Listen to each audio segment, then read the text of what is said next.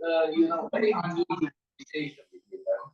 So this is a perspective, but of course it will be very bad for Romania's geopolitical alignment, and especially for the support. Hello, this is DrPaulCottrell, and I am doing a live stream on YouTube today. It's May 4th. We're going to go over the news. You can ask questions in the chat box or with the simulcast on X Spaces. So thank you for joining today. I'll also do the replays on the different channels that I have. I have 4 channels on YouTube, Brighteon, Bitchute, and Rumble. Please make sure you subscribe to all those channels. It's really important. In addition, if you could, please share the links and ask your social media to follow me. That way I reach a larger audience so I can inform the public on how to navigate through the financial turmoil that's going on in the markets, and also how to help with your health and wellness. If you've been following me for the last several months about how to navigate through the economy and the stock movements that are going on with equities, you would have made money. All right, so just pay attention. I tell you what exactly to do. It's really easy. All you got to do is listen. And the same thing with your health. If you stack these different supplements that I have on my store, you will improve your health. So with that said, please help support my work by going to my website, the-studio-reykjavik.com. You get to see a lot of stuff. I have PDFs that you can download about different discoveries that have been published in scientific journals. I have ebooks, I have supplements, I have course material on immunology and pulmonology that you can purchase. I have lots of different ways for you to learn about health and also about what's going on in the world. I have free downloads of my podcasts on my website underneath broadcast radio. And you can also see my shows live streaming also on my website, the-studio-reykjavik.com. So please help support my work. You can donate through my website, through Stripe, PayPal, or Buy Me a Coffee. You can donate on the homepage, or you can be a paid member to my Patreon channel. It's through the donations and the paid membership that allow me to do these videos for free. These videos are not behind a paywall. They're all for free. And it's through the ones that purchase the products and also help by donating that allows me to publish thousands of videos for you to learn about certain things that are going on in your life that are important for you to take control of. All right. I give you solutions. A lot of people just tell you about what's going on in the world and their opinion with sometimes little fact. I'm giving you solutions to problems. You know, the market's going down. I tell you where it's going to stop going down, where the support levels are, where are the resistance points, and where to move into the market. When it comes to your health, I tell you how to boost up your immune system. Or you got other people who are just saying, oh, the world's, the sky's falling. The sky's not falling. Don't bet against America. Please go to my store, the-studio-reykjavik.com, and follow me on this journey. I will lead you to the right direction. Don't worry about it. Just follow my direction and you'll be fine. This is something that I do. So, obviously it's working. So with that said, there was a missile strike launched by the Houthis that hit the international airport in Tel Aviv. So let's go to Al Jazeera right now and take a look at that.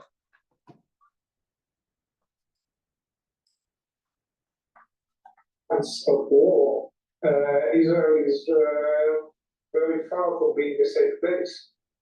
Very good to get your thoughts on this. No, we're grateful to you. Thank you very much indeed. And you? Well, Israeli forces have continued to attack Palestinians across the Gaza Strip. 23 people have been killed since dawn in the eastern part of Al-Mawasi. At least 10 people were killed when an Israeli drone struck a tent. Displaced Palestinians have been seeking shelter there. Several people, including children, were also injured. And Israeli forces have attacked the home of a photojournalist in Khan Yunis in southern Gaza. At least one person's been killed. Children are among the injured. A few hours earlier, another attack in the same area killed at least 6 people. Israel is continuing to prevent the entry of food and other vital aid into Gaza after its blockade entered a third month. That includes baby formula and nutritional supplements. The Gaza Health Ministry says more than 3,500 children are on the brink of starvation. At least 57 people have already died of malnutrition, and most of those were minors. More than 9,000 children have been treated for acute malnutrition since the start of the year. Over 75% of households say access to water has deteriorated over the past month. They often have to choose between showering, cleaning, or cooking with the little water they have. UNICEF says vaccines are running out and disease is spreading. Acute diarrhea now accounts for 1 in every 4 cases of disease recorded in Gaza. Most cases are among children under 5. As starvation takes hold in Gaza, trucks full of humanitarian aid are just a few kilometers away on the other side of the border. According to UNRWA, nearly 3,000 trucks carrying life-saving supplies are stuck in Egypt. Israel has been preventing all food, fuel, and medicine from entering Gaza for more than 60 days, marking the longest total blockade the Strip has ever faced. Mahmoud al-Sahi is Oxfam's food security lead in Gaza, and he's in Gaza City. He says he expects more children are going to die of malnutrition in the next few days. We are used to have such a suffering and restrictions in getting the supplies in, but nowadays the situations are completely harmful. So we are unable to have any kind of supplies coming in. Now we are seeing how the people are suffering. When you are knowing that 85% of the population in Gaza are dependent on aid, and now we didn't have any food sources. The stocks are still exist, and it's all fully depleted.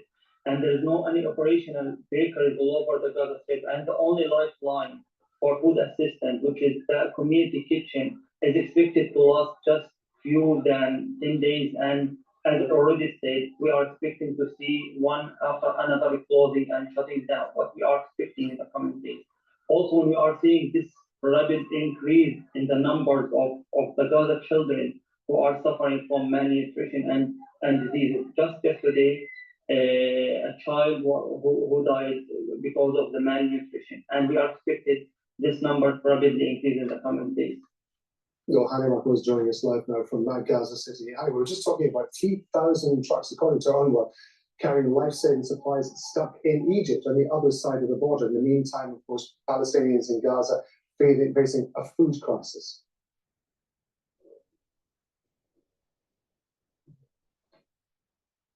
Well, Rob, as of this moment, is a multi-layered crisis gripping across the Gaza Strip and really displaced and traumatized population. And this, for the past 18 months, the amount that have been allowed into the Gaza Strip in terms of food supplies, medicine, water, and other survival items were just enough for that period of time. It did not make up for the lack of a larger period of time without any of these supplies, or the gap that was created by months of devastation and destruction. Let's also not forget the months of devastation not only crippled infrastructure, but also have destroyed the supply chain into where areas that are supposed to have a proper deconfliction, but also that did not happen.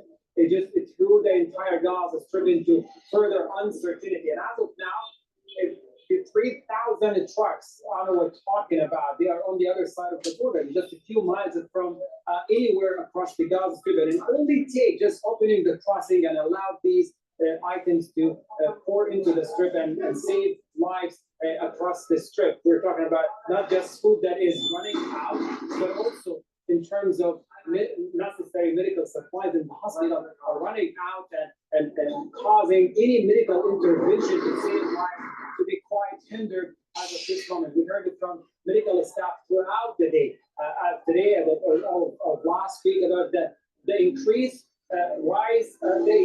of cases of malnutrition that has started to be quite visible. This crisis, once hidden, now it's on the surface, it's everywhere. People who are unfortunate are unable to get to any of the operational medical points and hospitals. They struggle for real on daily basis inside the tents or the displacement site where they have their children, without providing their children with any meaningful source of living. That's when it comes to water and food supplies, and also hospitals supposedly to provide this are unable to do this. Hani, we were talking just a few moments ago also about the Israeli attacks that are still ongoing. We've heard about attacks in Khan Yunis and in al-Mawasi. Just tell us what we know about those.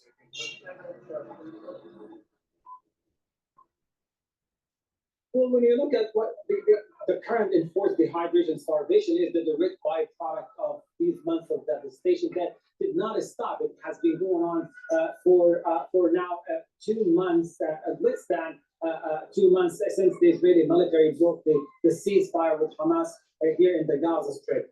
Ongoing bombardment already caused further civilian casualties and forced displacement and sheer level of destruction. Everywhere you go, you will see that it's quite visible. But primary of what we've seen throughout the day is direct attacks on family of 10 people. It's a family that was sheltered inside of tents, and their in-laws who were seeking shelters with them inside this tent. 7 women were reported killed in the attacks, 1 child and 2 adults, and several others from the surrounding area were reported with severe injuries. And when we talk about severe injuries, these are the severe bleeding and the severe burns caused by the bombs that dropped on these tents. And as soon as they arrive to the hospital, it becomes so difficult for the medical staff to intervene and provide necessary medical care to save lives. And as of this moment, hospitals are overwhelmed. And this is the aftermath of every attack, overwhelmed health facilities, inability to provide meaningful medical care, and the lack of medical supplies makes the whole matter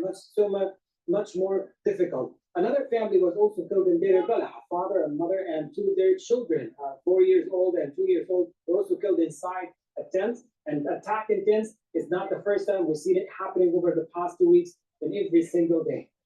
Hani Mahmoud in Gaza City. Hani, thank you. Okay, I'm gonna Israeli forces. switch over. I'm gonna switch over to Fox News and they're talking about Iran and its nuclear capability. But before we do that, please help support my work by going to my website, the-studio-reykjavik.com, and get the great products that I offer. It helps support the work that I do, and it helps support your health and wellness. Get the structural nano silver soaps that I have. I have it in lavender. I also have it in peppermint, and I have 2 other varieties in charcoal tea tree and in lemongrass. Very high quality soaps that I use on a daily basis. Get a few bars for your household, help support my work. Use discount 5, you get $5 off. It's all caps, discount the number 5, you get $5 off any order. All right, with that said, let's pivot over to what's going on in Iran.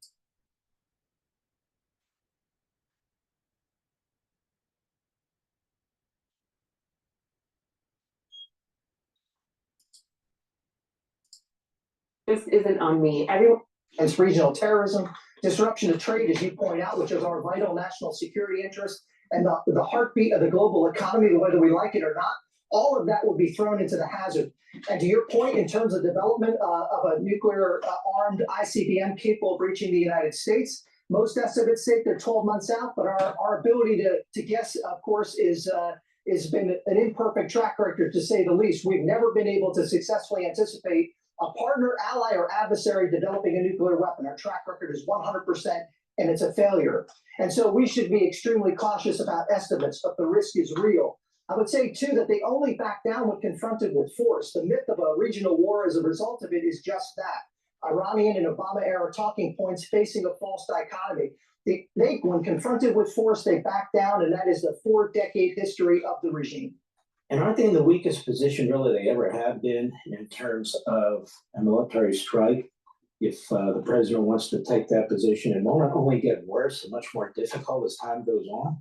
There's no question. Not only was Iran fundamentally weak all along, as Israel pointed out in response to the May and October missile strikes, drone and cruise missile attacks against them, also the largest use of ballistic missiles from one state against another, and another reason why we would believe that they might use nuclear weapons if they had them.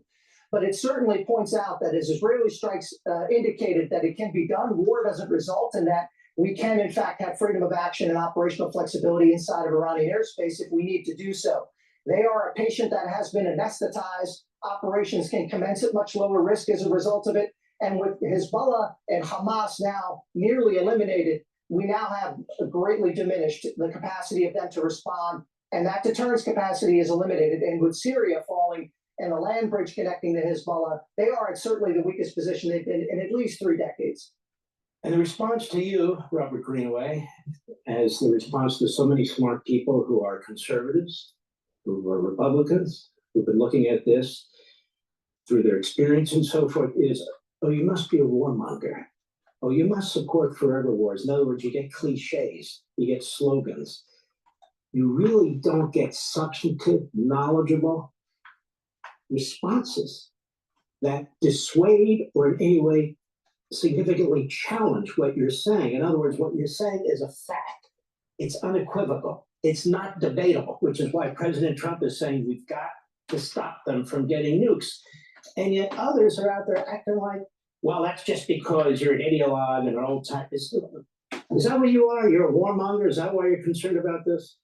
Well, after 6 years of I'll tell combat, you, just look at as an analog between Pakistan and India with their nuclear proliferation. If Iran gets a nuclear weapon, it's going to force Saudi Arabia to purchase a nuclear weapon. They have the money.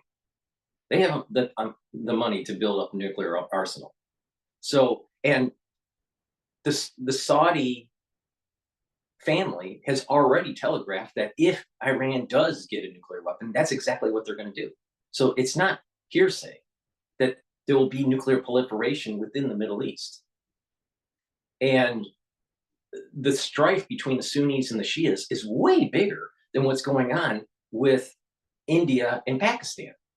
So the world and the region cannot afford financially or just in terms of just mankind's stability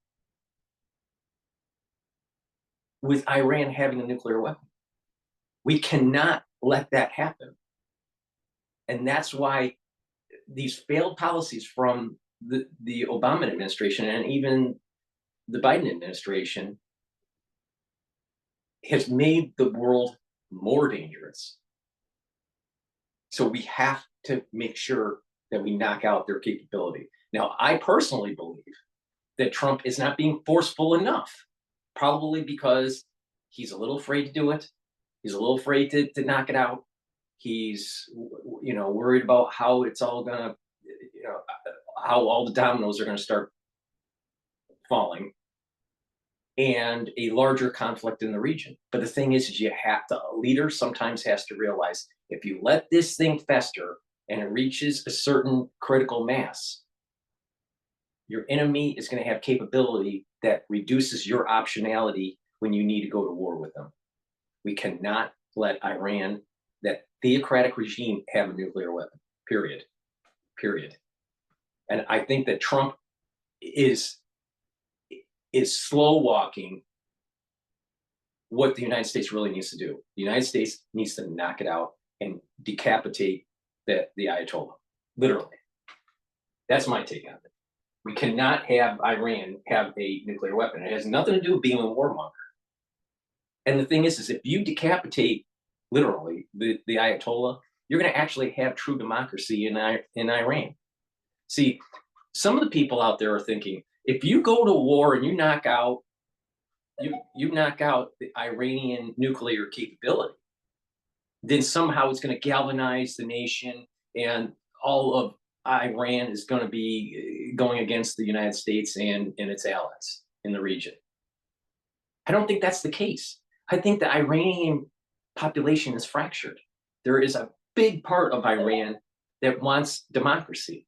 And then there have this smaller part that's very powerful, that's a theocracy. And it's the theocracy that's pushing for the nuclear weapon. So if the United States knocks out the theocracy and the nuclear capability, it allows for democracy to flourish in Iran.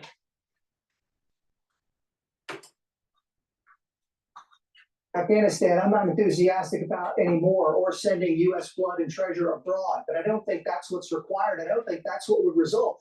And again, 4 decades of history have demonstrated that Iran will back down only when confronted with force. They accelerate their aggressiveness when they meet weakness, and that's the point. And so I hope that we won't flinch, and I'm sure President Trump the thing is, stop talking Iran.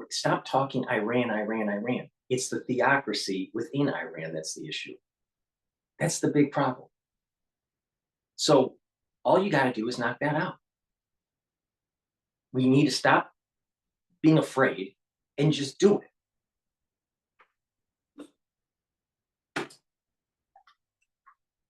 Understands the Iranians full well and will not. The only acceptable amount of enrichment for the world's largest state sponsor of terrorism is zero.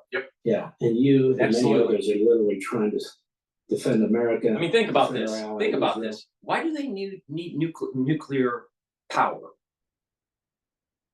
All right. If they are floating on a sea of oil, they don't need it. That's the point. And then they would say, well, maybe we need it for our, for medical care, for our machines and, and all this.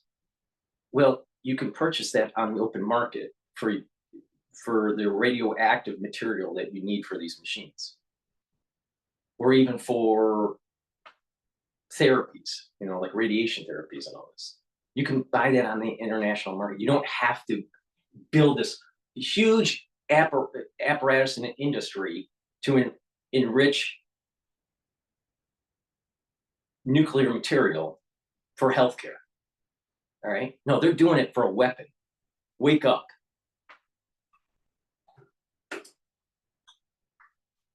Defend the West is really what we're up against.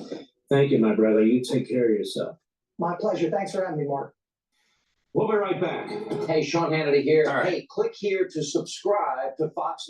Trump needs to pull up his big boy pants and stop making the same damn mistakes that we've had for decades and with multiple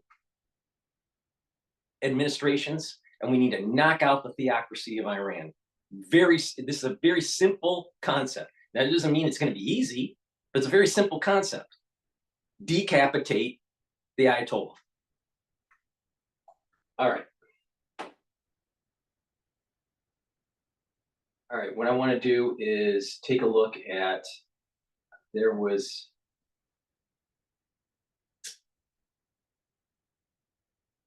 there was a video that I was going to play that was about the conclave. So let's go look for that. Hold on.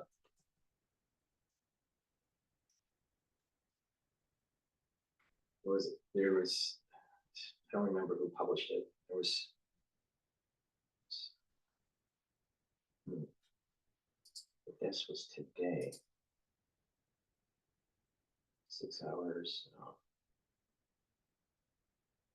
Okay, let's go to CBS News.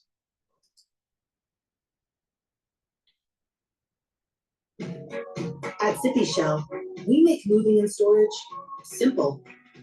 Whether you're moving and plan to do it yourself, preparations are underway to elect Pope Francis's successor. Cardinals arrived at the Vatican this morning ahead of next week's conclave. The College of Cardinals set Wednesday, May 7th as the start date to elect the next pope. Today, the Vatican released video of workers installing the stove at the Sistine Chapel, where the ballots will be burned during the conclave. Chris Livesay is in Rome with more. Chris, good morning. It's interesting. I didn't know that the actual stove that they burn the paper, the white paper or the black paper, and then the smoke comes out of the stack. I didn't know that stove was installed just for the conclave. I thought that was a permanent fixture. So I didn't know that. Wow. Morning, Dana. Well, there is an old phrase in Rome warning against papal ambitions. He who enters a conclave as a pope leaves it as a cardinal. Of course, we won't know until that white smoke comes up behind me above the Sistine Chapel. There's perhaps no clearer sign of an ensuing conclave. Vatican firefighters installing the chimney. Where, when the Pope has been named, white smoke will billow. As for who the next one will be, the Church leaves it to 133 cardinal electors and the Holy Spirit. That's not stopping pundits and even bookies from weighing in on the so-called hopefuls. The odds-on favorites, Italian Cardinal Pietro Parolin, Secretary of State under Francis, and Cardinal Luis Antonio Tagle, the former Archbishop of Manila. Both are seen as aligning with the papacy of Francis. There are also conservative hopefuls like Cardinal Robert Sarah from Guinea. That's who I think's But gonna do it. there's a twist. Less is known about the 15 cardinals that Francis named from countries that previously had none, or how they will vote. One of them is Anders Arborelius from Sweden. We live in a time of conflict, wars, rearmament, and so forth. So it's important to... All of mankind has been in conflict and wars. There's never been a time when there wasn't. This is nothing new. have a voice that can say something else, that God is present. One thing is certain. Whoever succeeds Francis will inherit a papacy that transcended the walls of the Vatican to embrace migrants, the marginalized, even inmates. Like at this Rome prison, just 3 days before he died. To me, it was a miracle that he showed up. La figlia. It's where we met Giovanni, halfway through an 11-year sentence. This was Pope Francis's last trip outside of the Vatican. He could have gone anywhere, but he chose to come here to see you. Maybe it was a gift for the prayers I recited. What do you hope for in the next Pope? That he's like Francis, that he may come very close to his path.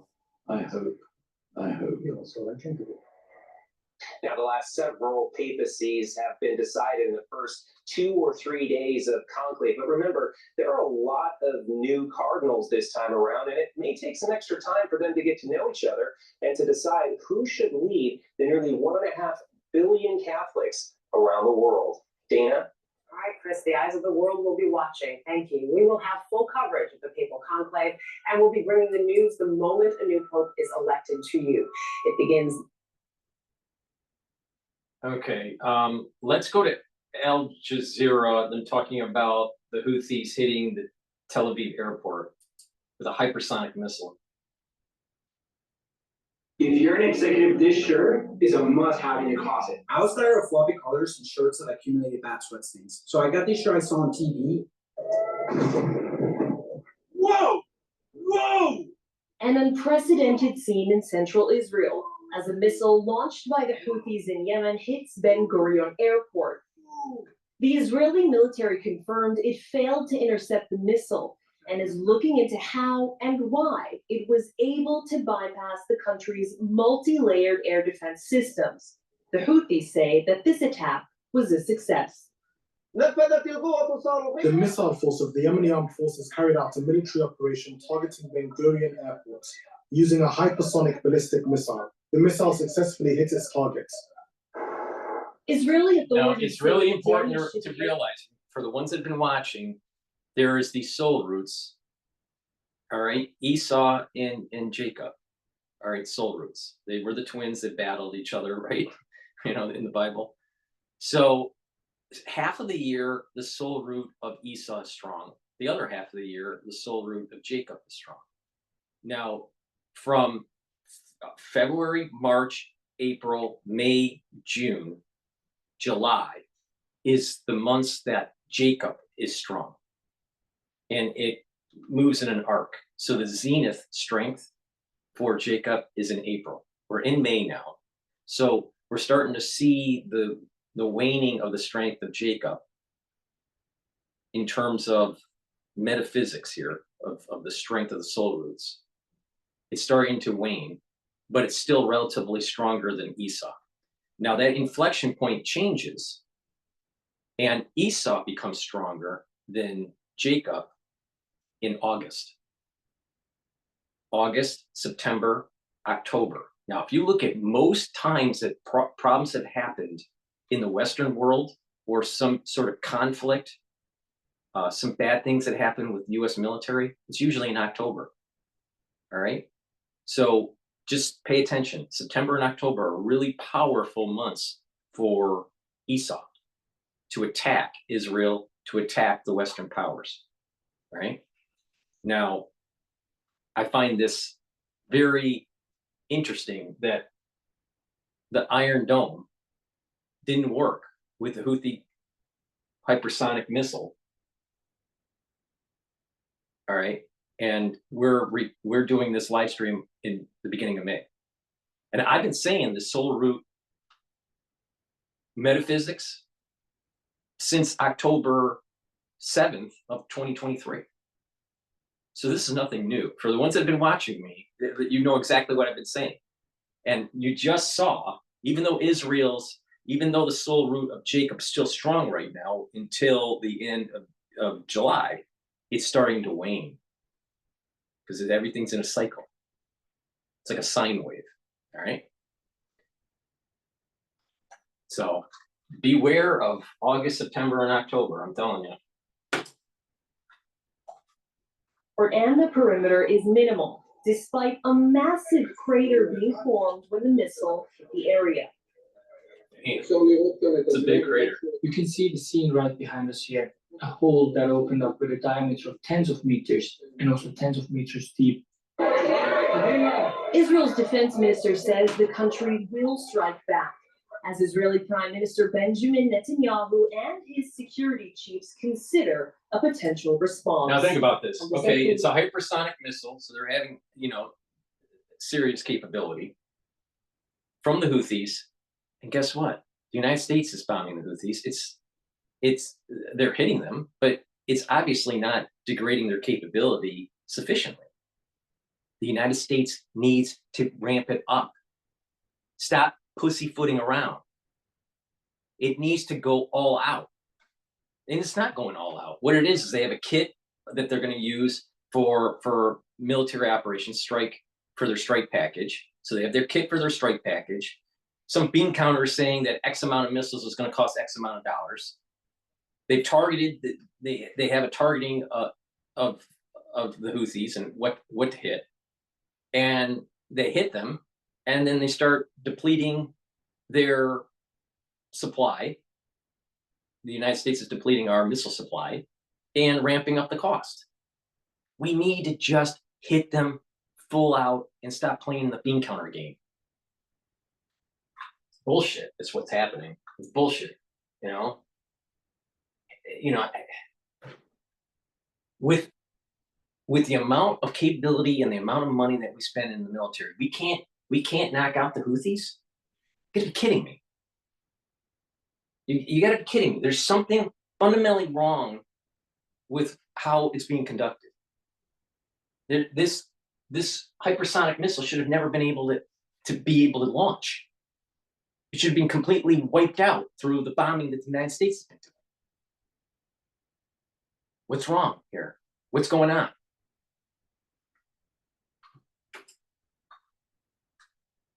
Al Jazeera.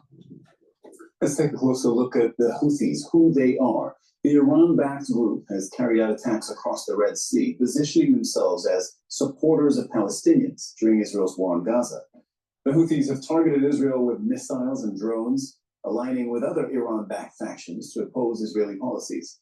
Their naval operations have significantly disrupted critical international trade routes, triggering Western military responses and forcing the rerouting of global maritime traffic. Mohammed Al-Attab has more now from the Yemen capital. I personally think the United States needs to really ramp up our Air Force and really ramp up our Navy in that region and kick the shit out of the Houthis. We are witnessing continued attacks by the Ansar Allah over the last period since the beginning of the U.S. Aerial bombardment. Despite of this heavy bombardment, the Ansar Allah still have they still have their own operations to continue. Last night, over the night, and into the early hours of today, the U.S. aerial bombardment continues. They have had different provinces, including Sa'da, Jawf, Al-Hudaydah, and Marib in the country's northwest and the center. In Sa'da alone, there were 8 airstrikes targeting Takhya region on the district of Majza district. We have had also Sahar district in the same province. On the western coast, 2 airstrikes hit Ras Isa in Al-Hudaydah province, with additional strikes targeting Kamaran Island and also the Asarif district. Meanwhile, also they have had the Marib with 10 airstrikes. Particularly, they have launched attacks on Majza district and another 6 aerial bombardments on Madghal. In Al-Jawf also province, they have had Al-Hazm district with 10 air strikes. Despite this heavy bombardment, as I told you, the last night and over the 1 month and a half, the Ansarullah fighters continue their air strikes and launching ballistic missiles on deep inside Israel. Also, that we have confirmed bombarding Ben Gurion in an attempt to achieve what they claim or what they are aiming at to make this international airport as no safe area for international flights. Make sure to subscribe to our channel to get the latest news from Al Jazeera. Even though, Al Jazeera is a biased news network, sometimes it's really important to watch what is happening because you don't hear it in the United States mainstream media, right? Now it is biased, but it's important to get all the vector points of information to discern what you really think is going on, right? Instead of just having a certain a bias feed of news. But I'll tell you, the United States is failing in terms of knocking out the Houthis. They're failing. They're failing. Now the question is why? Is it incompetence by Hegseth? Is it their concern? Are they concerned about how much money is being spent on each weapon that's launched? So it's a money issue. What the hell is going on? No one's asking these questions in the mainstream media.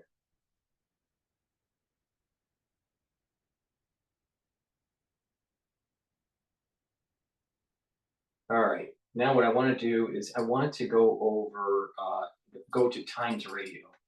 Times Radio had a neat publication. And Times Radio is also doing a conclave.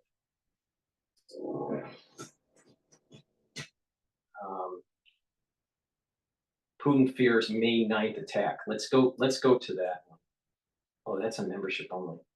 This invasion is actually a military sort of. All right, that's a membership first. Never mind. Let's go to the conclave battle. Well, I think it's more open than that, and I think the issue is probably the political community. But the conclave is not generally affected by a whole lot of lobbying, and there are a lot of people who come to Rome with the idea of influencing the conclave in various ways. The one thing that the Americans do have is money, and I think they are really hoping to shape the future of the church. Now, the selection of the next pope is just around the corner. 133 cardinals will form the conclave as of Wednesday. There's been a lot made of the alleged divide between conservative and liberal-leaning potential candidates. J.D. Flynn is editor of The Pillar and former editor of the Catholic News Agency. Morning to you, J.D. Good morning, how are you? Yeah, I'm very well, thank you. Now, you've been mingling with the cardinals in this sort of interim period. Of course, there's been days of mourning as well from the funeral mass of Pope Francis until conclave begins. What are you hearing from cardinals? Is there this sort of divide, or is the contest more open than that? Well, I think it's more open than that, and I think the issues probably don't easily boil down to liberal and conservative. The real issue for a lot of cardinals has to do with just the management of the Vatican.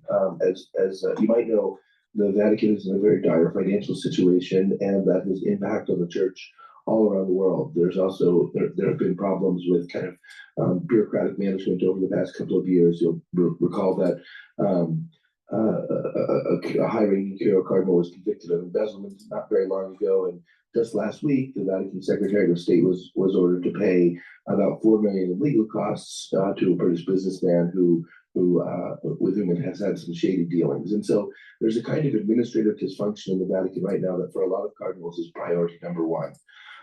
Those I speak with, though, say that they're not quite sure how to assess exactly who's competent to manage that. That's what they're trying to suss out now, who has a plan to sort of right the ship from an administrative standpoint, while also doing the really important work of the Pope, which is to be a chief representative of Catholicism and evangelist the gospel. And so it is, from my point of view, a pretty open election right now. The cardinals I speak with say they're really not sure even who they'll vote for, let alone who will emerge as the Pope. It makes for an intriguing, well, period of time. Who knows how long Conclave will go on for? But on the issue of money, JD, our paper, the Sunday Times, reports this morning on the American donors who have descended on Rome, offering to help with that operational deficit, and there is questions about the parts that money will play in kind of influencing cardinals, perhaps, just as Conclave begins. It's perhaps uncomfortable for rich Americans to be there to write some checks. Well, first of all, that sounds like a great story. I'm glad I'm on time to describe it because I can't wait to read it. Very good. Points for you. but you know, the conclave is not all of the decisions of the conclave are indeed political because the church is a social and political community.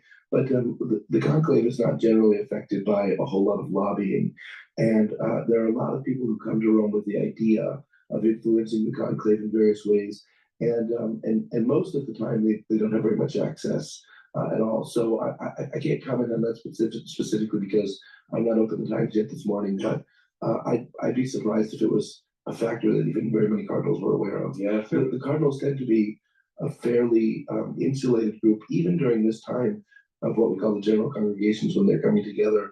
They tend to be speaking mostly with one another, with their aides, with other people in the life of the church, less so than kind of anyone who might be here to lobby.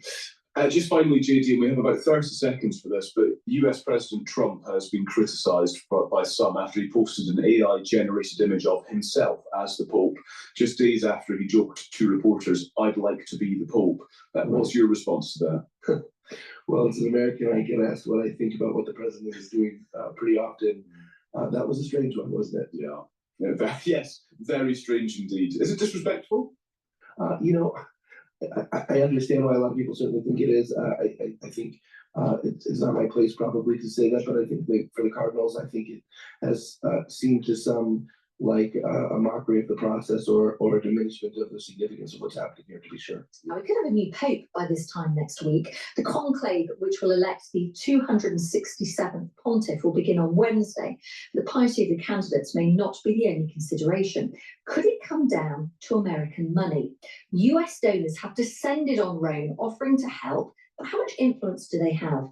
J.D. Flynn, the editor of The Pillar, a Catholic news site, says the selection process is always contentious. All of the decisions of the conclave are indeed political because the church is a social and political community. But the conclave is not generally affected by a whole lot of lobbying. And there are a lot of people who come to Rome with the idea of influencing the conclave in various ways. And most of the time, they don't have very much access at all. So I can't comment on that specifically because I'm not open the Times yet this morning, but I'd be surprised if it was a factor that even very many cardinals were aware of. Well, the former editor of the Catholic Herald, William Cash, has been looking into this for the Sunday Times. He's with us now. Good morning. Morning. I didn't realise, William, until I read your brilliant piece in the paper today, that actually the Catholic Church is pretty hard up. Yes, well, the truth is that historically speaking, of course, papacies have been sort of parts of financial transactions. I mean, talking about the sort of Medici times. I think it is true to say that no one is suggesting that the Vatican can be bought. I think what people are saying is that there is some soft power that is being generated by the sheer scale of money that Americans have. The Papal Foundation, which I've written about in this piece in the Sunday Times, last year gave away $14 million. It's now trying to raise $750 million. And someone said that this room could possibly raise as much as $1 billion. We have a situation where Pope Francis has said himself that there is a sort of existential financial crisis in the Vatican because of the pension deficit and because of the sex abuse scandal, especially in America and other places. Diocese has gone bankrupt. And you'll remember the story about the scandal in London relating to the Knightsbridge property development, where the Vatican overspent by £100 million. So the truth is that the church is facing a financial crisis, and the one thing that the Americans do have is money. And I think they are really hoping to shape the future of the church. I do agree with your previous contributor from the Pillar that it's not a sort of transaction, you give us this amount of money, you could have this pope. There's not that sort of horse trading. But I've been in Rome for the last week, and what is clear, and that's why the piece around this week, is that the real papal hustings, the real decisions, the real alliances are taking place now as we speak in Rome. And by the time that the 133 cardinals go into the conclave, it's pretty clear that they will have narrowed down who they're going to vote for. And when you talk about that soft power and how this American money wants to shape the future of the church, is all this money coming from the same viewpoint of what the future of the Catholic Church should be? Or is there a discussion amongst those people with that huge amount of cash that they want to put towards the Catholic Church? Well, that's a really good question, because I think what people are looking at in the conclave is, first of all, how long it will last. People are saying that a lot of insiders actually want it to be a short conclave, because with all the world media camped outside St. Peter's, a protracted stay in the Sistine Chapel will show that the church is hopelessly divided and that they can't agree on anything. Now, America is not going to get its own first pope, but what it does show is holds up a mirror to the deep divides within the Catholic Church, and that is certainly true also of the Catholic leadership in America. When I was editor of the Catholic Herald, we published something called Catholic Leaders of Today, about 300 of the sort of wealthiest movers and shakers, influencers and philanthropists, and they're pretty much divided. I'd say probably 60-40. A lot of the money is conservative Republican money. But the truth is that they do want very different things. You're right. I mean, some of the people in Rome would have wanted a Pope Francis II continuity candidate. They might be inclined to vote for someone like Cardinal Parolin, who's the current Secretary of State. But a lot of people I spoke to actually want a complete change of direction. Even Cardinal Dolan of New York has said that it's time to perhaps go back to a more traditional pope. And certainly the bigger American money wants a completely radical change of direction for the church, would probably be backing someone like Peter Erdo. Now, with Peter Erdo from Hungary is a sort of certainly a conservative, but he has been very careful not to clash with Pope Francis. And I spent some time with him in Budapest, and he learned English in Plymouth, and he told me that actually he has a great fondness for English fish and chips. I love that. And I must say your piece in the paper is so good today to read just about sort of the influences of the older cardinals who obviously can't vote in the conclave, but they're very much making their opinions felt, the conversations in the restaurants around the Vatican. It's absolutely fascinating. Thank you so much for speaking to us this morning, William. Thank you very much. Take care. Former editor of Catholic Herald there. I think it's going to be the Black Pope from Africa. That's going to be the big contender. Please go to my store, the-studio-reykjavik.com. Get the vitamin C and magnesium. This will help to boost up your immune system and help with your skin.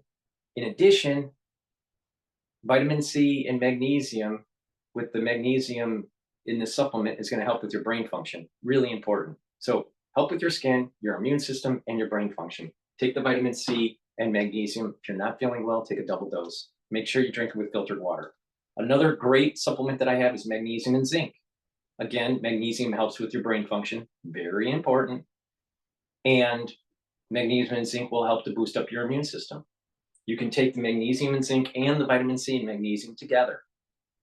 Magnesium also helps the efficacy of vitamin D3. So it's important to take magnesium take foods that have higher levels of magnesium, and also take supplementation. In my store, you can get magnesium through the magnesium and zinc, the vitamin C and magnesium, and the Boomer Boost. Now, stack these together, magnesium and zinc, vitamin C and magnesium, boost up that immune system, help with your brain function, and you're also helping with your skin. Please go to my store, the-studio-reykjavik.com. Use discount 5 to get $5 off. Now, we're in the allergy season, all right? And it's really important to mitigate any irritation that you may have. Now, if you're in an environment that has poor air quality, you also want to use these lozenges and drops to mitigate any irritation that you may have in your throat. Take the elderberry zinc. You get 21 in each bag. It has the structural nanosilver. You can also get drops. The structural nanosilver drops are smaller than the lozenges. You get 100 in each bag. You can get it in blueberry and honey and lemon, and also in cherry. So please go to my store, get the drops and the lozenges, have a few bags at home and at work. You never know where you have that irritation. Again, we're in the allergy season. You want to mitigate it right away. By taking the drops and lozenges, you're helping to protect that epithelial lining in your oral cavity and your oral pharynx, and that helps to boost up your immune system. Please take my advice. The moment you have that irritation, mitigate it right away with the drops and the lozenges. Use discount 5 and you get $5 off. If you purchase $150 or more on any order, you get a free gift until supplies last. All right. With that said, let's take a look at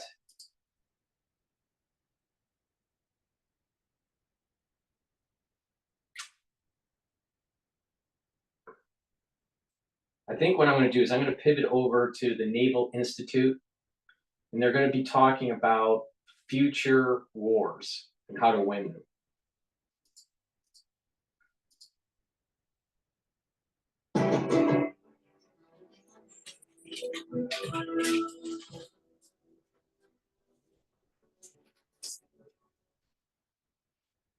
Welcome to the Proceedings Podcast. I'm Bill Hamlet, the Editor-in-Chief of Proceedings at the U.S. Naval Institute. Today is Wednesday, April 16th, 2025. Good to have you on board, everyone. This episode is brought to you by Booz Allen. Booz Allen delivers outcomes with speed for the nation's most critical defense priorities.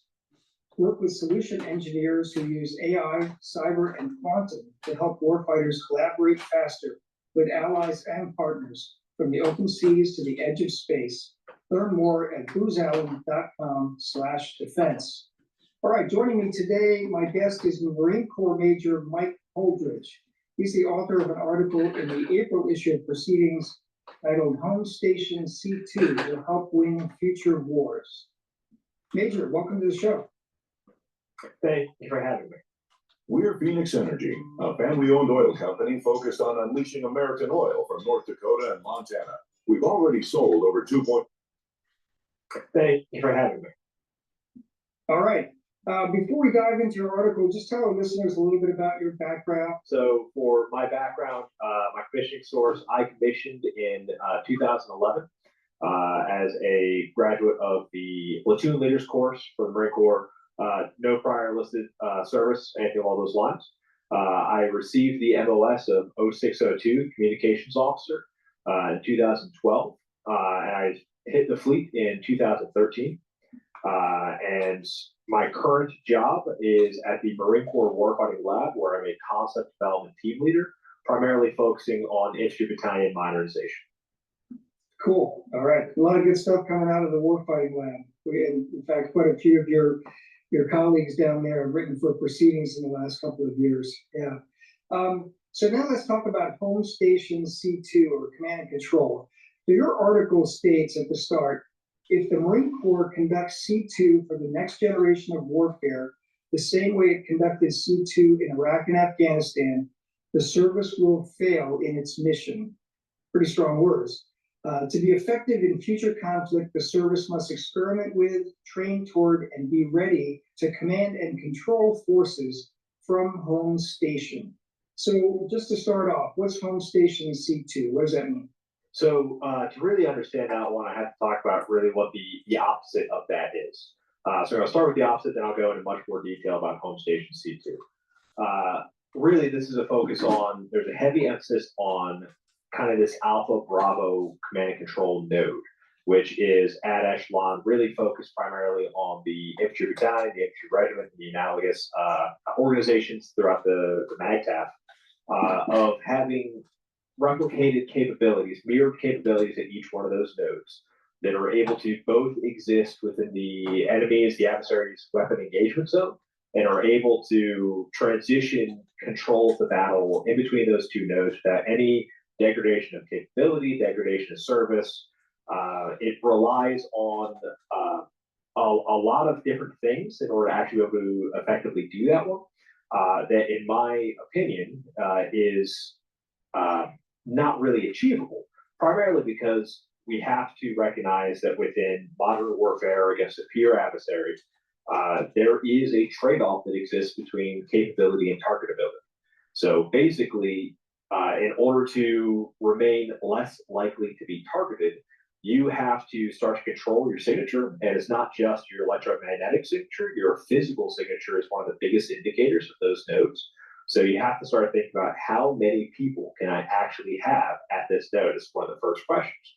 And as soon as you start to slim down those nodes into really small numbers of people, then you have to have a conversation about prioritization of the different warfighting functions. So, for example, how many Intel Marines can you have at one of those very small signature nodes in order to actually be able to do Intel processing? And then that exists across all warfighting functions. Home Station C2 is really the other view of how to do this one that more closely aligns with this forward main concept. And we recognize when we talk about a forward main that the forward has less capability, but they are focused and prioritized capabilities for the commander needs, whereas the main has all of the capabilities. Home Station C2 is just looking at extending where that main is located closer and closer to the continental US, where the likelihood of being targeted is significantly lower. The range rings for enemy assets are very different, and the likelihood they're going to reach out and attack a battalion or regimental or division main that is sitting in CONUS is very different than a battalion, regimental, division main that is sitting in country and is within a range ring of a lower echelon weapon system. That kind of concept. Got it. So let me just put that into non-Marine speak, maybe for our audience that aren't Marines that are trying to understand this a little bit. So currently, the thought process, if I got this right, Alpha Bravo, so two communications nodes or headquarters nodes forward, both would be, let's say we're talking about a China scenario here, both would be within the first island chain, right? And so one could pick up if the other one, is degraded or destroyed or attacked, right? But you've got still both Alpha and Bravo nodes are inside the weapons engagement zone of the Chinese military, right? That anti-access area denial zone. And what your article, this Home Station C2 concept is, you'd have a forward command and control node, probably smaller, very focused, that would be inside that first island chain, but the main command and control node would be back maybe at Camp Pendleton. Did I get that right? Yes, absolutely. Okay, all right. So, so you're larger. So you said you mentioned battalion, you mentioned regiment level or division size. What are we talking about for a command and control node for both of those, or for all three of those sort of scenarios in terms of the numbers of people? And the footprint that you would have both forward and at Home Station.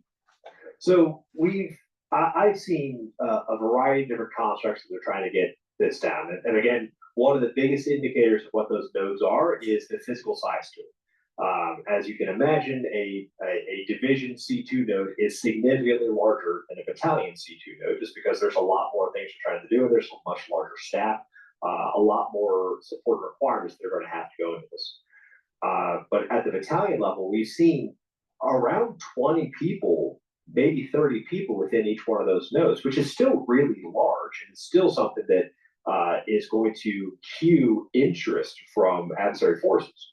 It's certainly enough that would cue interest from our forces for looking at stuff. The question is, when you're talking about, say, 25 people, how many of those different warfighting functions can you really prioritize to maintain continuity of operations over an extended period of time? The human factors that are involved with having a node up for a week and the displacements that have to go into this, the continual security, all of those other things that are going to very rapidly erode the human factors for that node, challenges having only one or two Intel personnel. I'm just using Intel as an example of this, but it exists within fires, within logistics, within any of those different warfighting functions. You end up having to have at least 2 to 3 people per warfighting function, but that very quickly fills up your 20 some odd person C2 node. And really you end up getting this conversation about having to prioritize.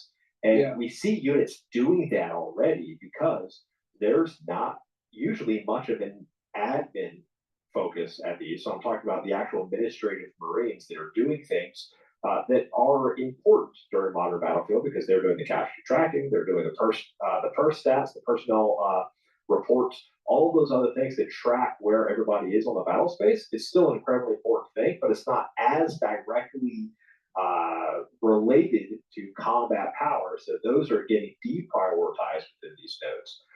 But then where do they sit? If you have both Alpha and Bravo, and I have seen units kind of create a third, like a rear area node, to fill in some of these deprioritized warfighting functions that, in my opinion, we can actually resolve this by, instead of having an Alpha Bravo or having a forward main, that main exists in that rear area where all those other ancillary tasks that are important but are deprioritized can fit in. And you can do a lot more. Because again, the other concept is with the Alpha Bravo, obviously if they get targeted, things along those lines, destroyed, the other one's able to pick up. But you're also able to do this in advance of getting targeted. So display.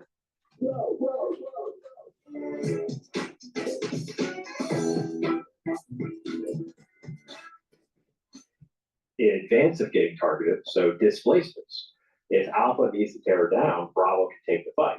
Well, if the main is always online and always ready to do that and always has perfect cognizance of what's going on in the battle space, or at least as perfect as we can get within the friction of war and an inherently dynamic environment, then the Alpha can tear down and move at any point in time, or the forward, I should say, can tear down and move at any point in time because you always have the main online. Gotcha.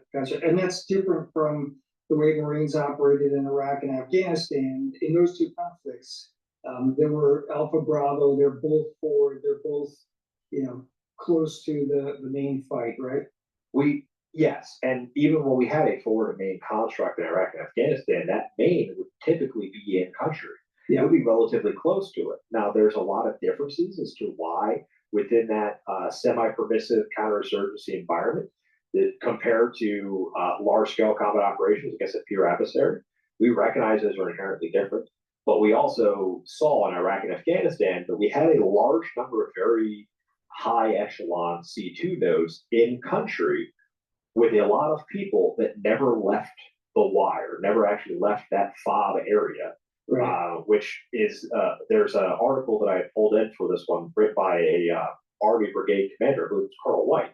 And I'm paraphrasing what he said here, but it was one of those questions of if somebody never left the wire, do they have to be there to do their job? Because inherently they did not. Right. They didn't go out on a convoy, they didn't go out on patrol, they didn't go out for key leader engagements. They just happened to be doing their job from Iraq or Afghanistan. And things were a little bit different with technology at that point in time. Things were nowhere near as reliable in 2003, 2005, 2008 as they are today. So it was one of those questions that somebody had asked me when I was first drafting this article, and I was sharing the ideas and make sure that I gave myself a sanity check.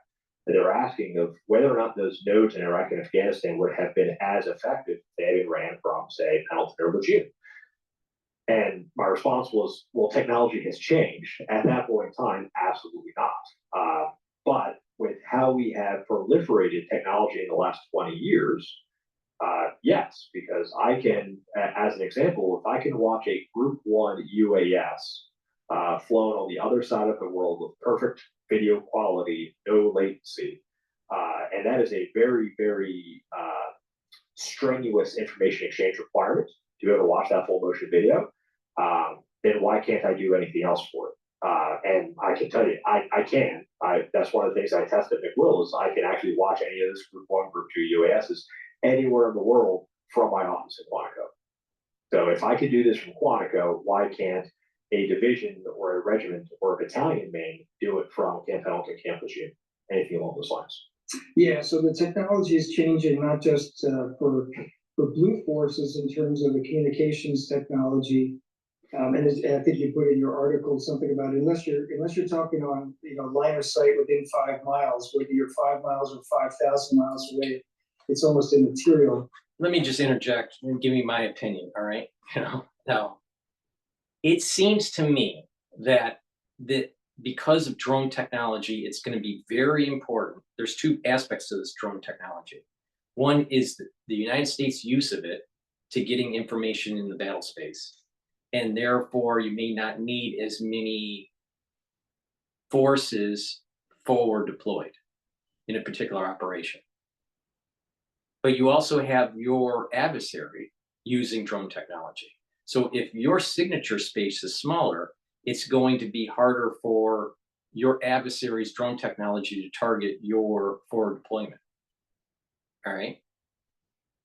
And we can see that what happened in Ukraine with the Russians using an old style military operation where you have many soldiers, in this case it was North Korean, that were just charging the field in a very World War I, World War II kind of mentality, and getting picked off by these drones.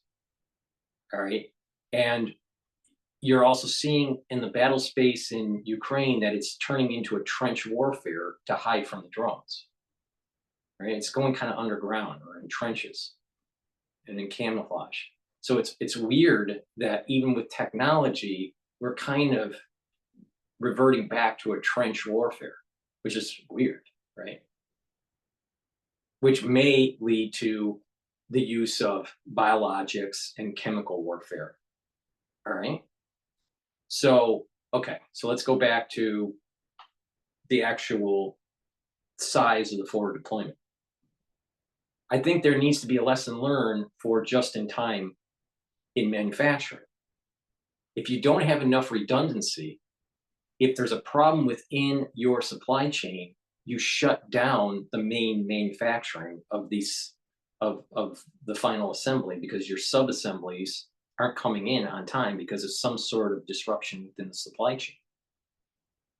Now, on the surface, just in time, JIT, manufacturing seems to be, it helps to reduce inventory. You can adapt to customer whims in terms of optionality, especially in vehicles or vehicle optionality. So you're adjusting your inventory quickly. You have less inventory, so there's less investment on the balance sheet. That's the reason why JIT came about. The problem is you don't have redundancy. And when you don't have redundancy, you can get supply shocks.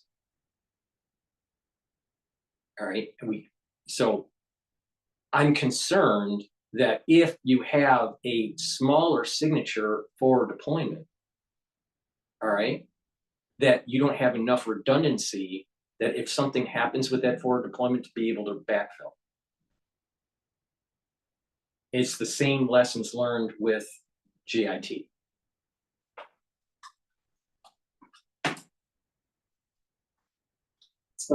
But the adversary technology, the threat, if you will, is changing radically as well. Talk a little bit more about those aspects. I'm curious about the sort of GPS denial, electronic warfare, those sorts of things. Is there a risk in being, having your main headquarters back home in that forward GPS and electronic, heavy electronic warfare environment that you're going to face, against a pure adversary? So there's absolutely risk.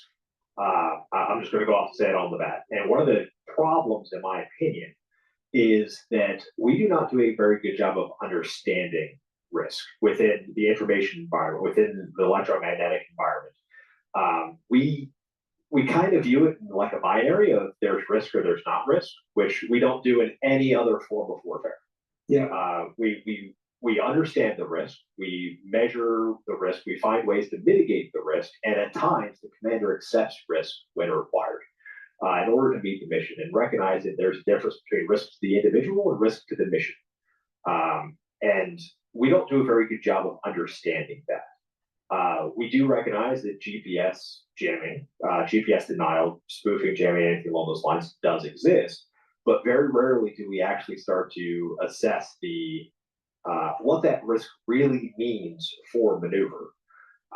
We have the same thing within EW. Now, granted, a lot of this is my job as a commo is to find a way to communicate at any time. And because of that, we've built in very resilient and reliable PACE plans. So PACE is primary, alternate, contingency, and emergency communications methods. Yes, it actually is possible to eat healthy and still fly. Actors made the biggest difference in how I eat and how I stay on track with my goals. Communications methods. We've built resiliency into our architectures in a lot of different ways, far more than we ever had in the past. We PACE plans. So PACE is primary, alternate, contingency, and emergency. Okay, PACE acronym is primary, alternate, contingency, emergency.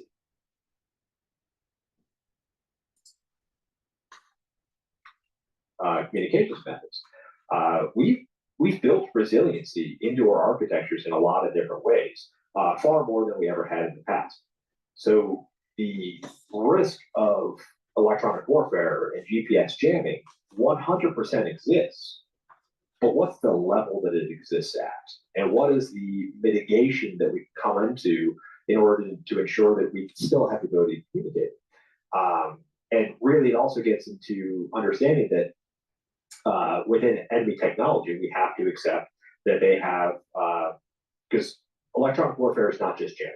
Electronic warfare is also the sensing aspects. It's the direction finding. It's finding my nodes based off the electromagnetic signature. Our adversaries have very good ISR, so intel, surveillance, reconnaissance drones. They're able to use a variety of different methods to collect and find our locations. And it really has become a transparent battle space. Nobody can remain hidden in today's battle space off of a variety of different things. But again, this goes back to the risk conversation about, yes, there's a risk of being found, but it's understanding that level of risk. And really, the most effective mitigation thing, this was another article that I pulled from the Commanding General of the Army's National Training Center that we saw during some of our IDX experimentation. And it was fantastic because the article referenced the idea that in a transparent battle space, nobody can remain hidden, but anybody can look unimportant. Well, we have to start realizing what is going to cue the understanding of what something is. And again, this gets back into the conversation about the physical, technical nature of those things that are existing at those nodes. With people being one of the primary things that are going to give away a node. And it's not just people, because it's smaller satellite dishes. It's counter battery radar systems. It's tubed artillery. It's a fantastic example of identifying that something's probably an artillery firing position if there's tubed artillery. Within our C2 nodes, we can recognize that that we're probably not going to have tubed artillery right next to a C2 node. That's probably not a great idea, so we probably won't do that. But if we have 50, 75, 100 people, well, that's much more indicative of, especially if there's nothing else around there, that's most likely going to be a C2 node. So it's recognizing the different capabilities the enemy has, understanding the risks that can come out of this, but also having a much more in-depth conversation about what that risk is, rather than saying there's risk or not risk. It's understanding the levels of risk. Now, we talk about the differences of home station C2 and how do we mitigate some of those risks. Well, that's why at no point in time am I ever going to advocate that the forward should not be in theater.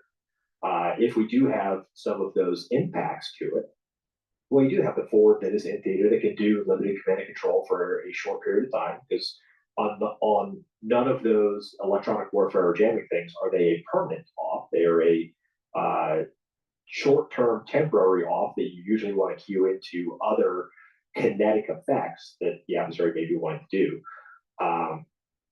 But you do have that mitigation from having that node in there. But it's also recognizing, again, when a discussion about what does the risk actually mean, if we're using beyond line of sight means anyway, anything that's going to jam somebody that's in the US is going to impact somebody who's 50 miles away, 100 miles away, at times even 5 miles away, if their primary means of communication are not line of sight, they're beyond line of sight.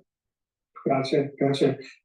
Your article also ties in very nicely with some ongoing discussions about contested logistics. So large C2 nodes inside the adversary weapons engagement zone, those are hard to sustain, right? Yes. So an example to this one is you know, I was looking at a regimental main during one of the exercises last year. There was about 150 to 175 people. But we have to recognize 150, 175 people. That's a lot of class 1 food and water, class 3 fuel, and probably class 5 for the security posture as well. That importantly is not going to somebody else. It is not going to the guys that have to be there in order to do their job. You know, the service rifle for our infantry units, the M27, only shoots so far. So they have to be at a certain spot in order to be able to do their job.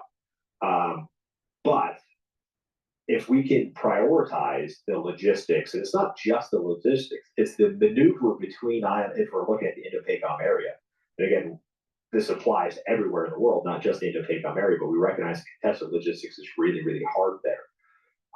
If we're talking about the difficulty of moving a rifle company or an artillery unit or a sensing unit from one island to another, and we want to take away that littoral mobility to give that to a C2 node, they can do that job just as well from Hawaii, Camp Pendleton, Camp Lejeune, name your other country that we might want to put those nodes at.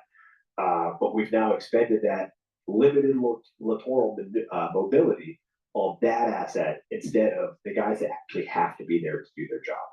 Yeah, got it. So as I was reading your article, I was reminded of the adage, culture eats strategy for breakfast.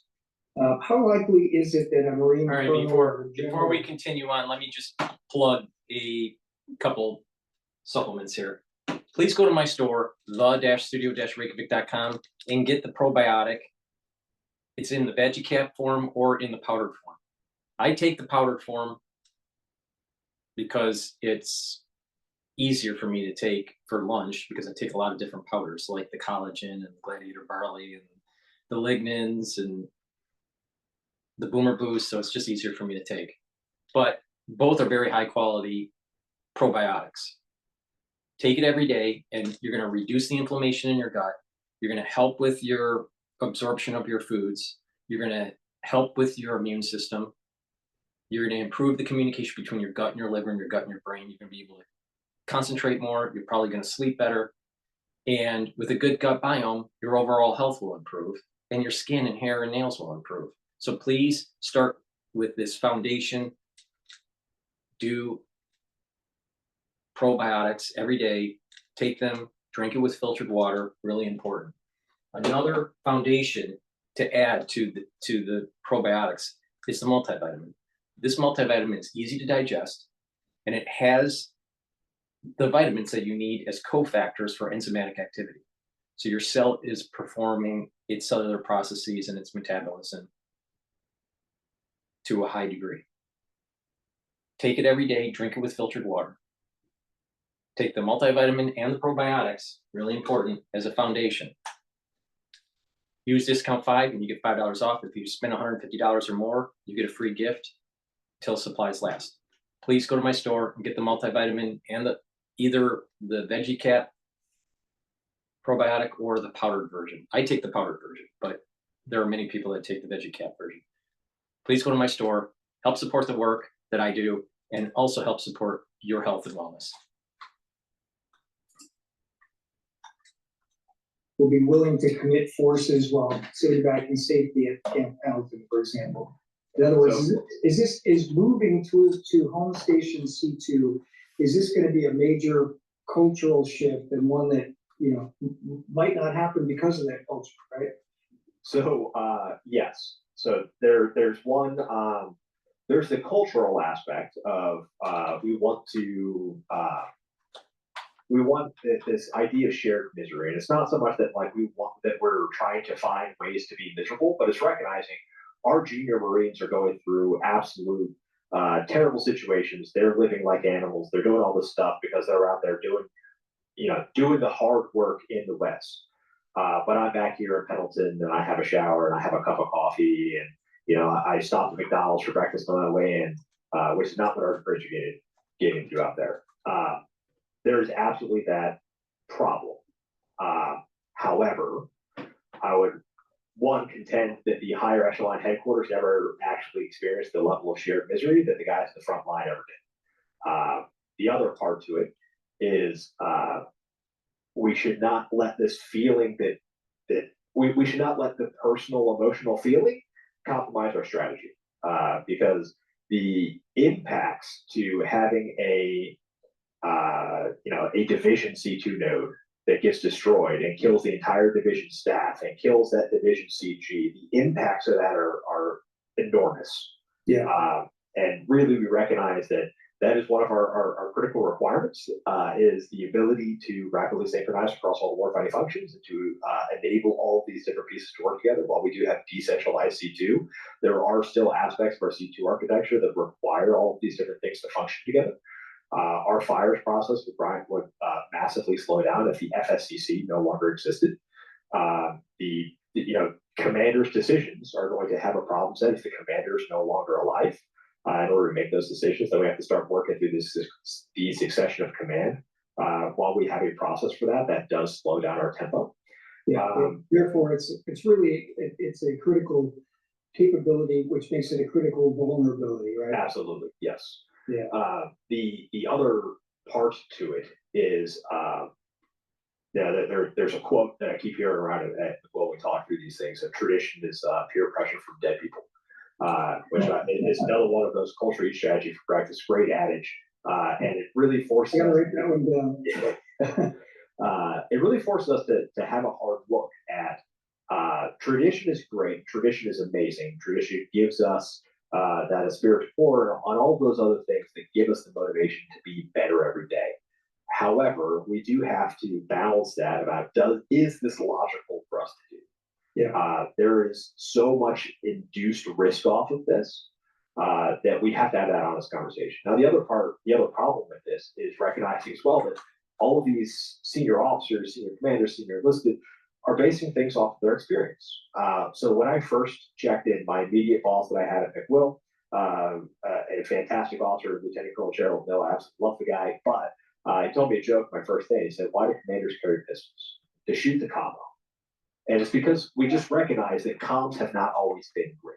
Comms was always a challenge. He would always tell me as well that comms is a matter of will, to find a way to be able to communicate.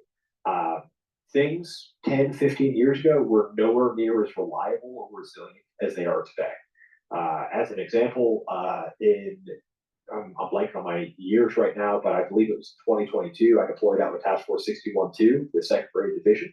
And when we finished the deployment, we're doing our going away and doing all that stuff. And they had a chance to talk about every staff officer that we had on there in the division CG. When it comes time for me, he lamented the fact that he never got to yell at me about comms ever being down, because comms worked the entire time that we were out there for the deployment. We had one small window that had very little operational impact, and we were able to resolve that problem in an hour once we actually realized there was a problem. So things are so much better today than they've ever been, but it is getting some of these commanders, some of these senior officers, some of these senior enlisted to recognize how things have changed since the early 2000s when comms were not reliable. And, when I was a battalion commo, we would do debriefs from any of our convoys operations we went on. And one of the debriefs from it was that their no comm plan, their signal plan for when communications wasn't working was really good. And the line that came out of that was no comm plan is good, which then as the battalion commo, that was constantly throwing at me whenever I talked about anything. It was like, oh, well, no comm plan is good. No wonder your stuff isn't working. Like, okay, let's have a better conversation about this. But I think it would be really challenging for a lot of our senior officers and senior enlisted to be willing to do this during training because my love of agriculture, it started here with Miss Kelly. She had no idea that I'd be leading a global team working on this. But getting here wasn't easy. During training, because it is recognizing the cultural and the experience differences that they've had.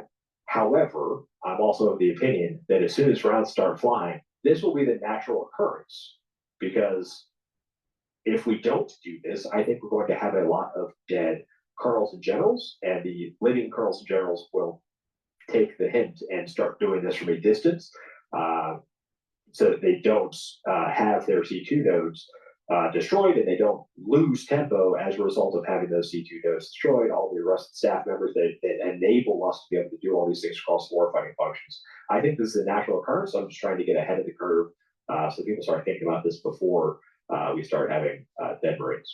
Yeah, I'm curious what kind of feedback you've been getting on the article, or if it reflects, conversations and potential, things that you're working on at the Warfighting Lab.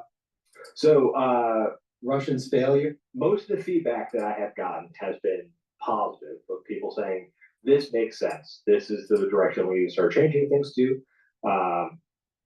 And I know that there's negative criticisms. Nobody's reached out to me with those negative criticisms yet. And I'm very curious what those are. So I'm actually kind of looking forward to getting some of those negative criticisms. So if anybody does see this and they think that I'm incredibly wrong or way off base, please let me know. And I'd love to have the conversation, because I want to,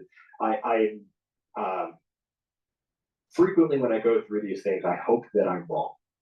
I don't want to be right about this, because I'm going for kind of like a worst case scenario where I think we'll have a lot of, dead generals, colonels, and all of the other people that support those generals and colonels. I'm hoping that I'm wrong, but I haven't seen the reason as to why this doesn't make any sense. More importantly, the reason as to why having those people within the res is going to be fine. So I'm looking forward to people giving me negative feedback, but everything that I've gotten so far is this makes a lot of sense, and this is the conversation that we need to start getting to. Yeah, I like it. For anyone out there who has a comment on this article, we always invite comments at proceedings. You can email a comment up to about 400 words to comment and discussion at USNI. Just send an email with the name of the article, and we'll publish that, our comment and discussion, which is our letters to the editor in proceedings. And we look forward to that. So we're running short on time. Any last questions I should have asked, or parting shots, or save rounds for me, Major? So there's one other piece I want to throw in here for it is we used to have a conversation a couple years ago about trying to build more and more multidisciplinary Marines that can do many things. This is kind of the idea of getting towards like a soft mindset and all this other kind of stuff. And part of the conversation was earn your seat on the Ep31 by being able to do more than one job. And in my mind, we need to start changing the conversation. Instead of earn your seat by saying you can do more than one job, earn your seat by saying why you have to be there to do your job. Mm-hmm. I have, at previous times in my career, there's one specific one where we had established Special Forces MAGTF CENTCOM. So we had I was with a logistics battalion at the time. We had a small det go out there to support the 06 level headquarters that went out for Special Forces MAGTF CENTCOM. And it was a very small det for the battalion. I was not on that det. I was able to do all of my comm planning from Camp Pelton for the guys that were out there in Kuwait and all the other stuff they did in Special Forces MAGTF. So if I could do my job from a distance and do all of my comm planning, we need to start thinking about ways that we can do that for other stuff as well. So it really goes back to, in my mind, earn your seat by saying why you have to be there. Yeah, no, that's a great point. Good way to end it up. So my guest today has been Marine Corps Major Mike Holdridge. He's the author of an article titled Home Station C2 Will Help Win Future Wars. It's in the April issue of Proceedings.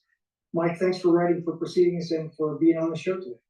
Thank you. I appreciate the opportunity. I'm glad that you guys published the article, because gives me an idea that I'm in the right direction for stuff. So I appreciate the opportunity. Appreciate the opportunity to be in your own podcast. Yeah, and this wasn't your first Proceedings article. I'm sure it won't be your last. Please go to my store, the-studio-reykjavik.com, and get the turmeric, the ashwagandha, and the lignins. This is a very powerful stack. It's the third pillar of my core protocol, and I'll go over that really quickly here. The first pillar is max 35, max 14, or cleanse to boost up your immune system. The second pillar is C60 to soak up free radicals. The third pillar is the turmeric, the ashwagandha, and the lignins to boost up your immune system and help with your cardiovascular system. And Boomer Boost to boost up your energy levels and metabolism. So let's talk about the third pillar right now. Turmeric will soak up free radicals, and it's also going to bring down inflammation. That's very important for your cardiovascular health and your immune system.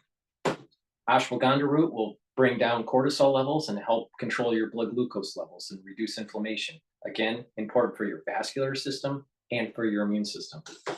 And lignins will bring down inflammation and soak up free radicals. Again, by soaking up free radicals and bringing down inflammation, you're helping with your vascular system, because when you reduce that inflammation and you're soaking up free radicals, you're reducing the chances of buildup of plaque.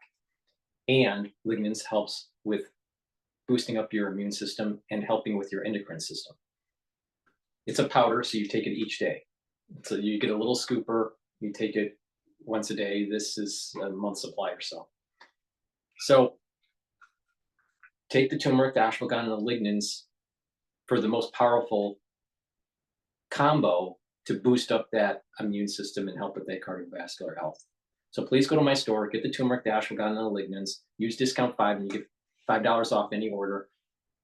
If you spend $150 or more, you get a free gift until supplies last. Please go to my store, the-studio-reykjavik.com. The link is in the description of this video and all my videos.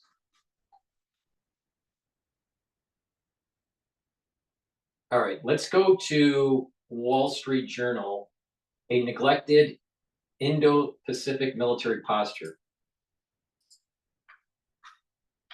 Russia's failure and/or Russia's success will have a direct correlation on deterrence in the Pacific, and Russia is a significant threat in the Indo-Pacific. A House Armed Services Committee session, which received a little coverage in early April, mainly due to tariff developments, was a meeting of defense officials, including Navy Admiral Samuel Paparo, who heads up the U.S. Indo-Pacific Command, to discuss military posture and national security challenges in the region. I know that China is watching. I know China is directly supporting that effort.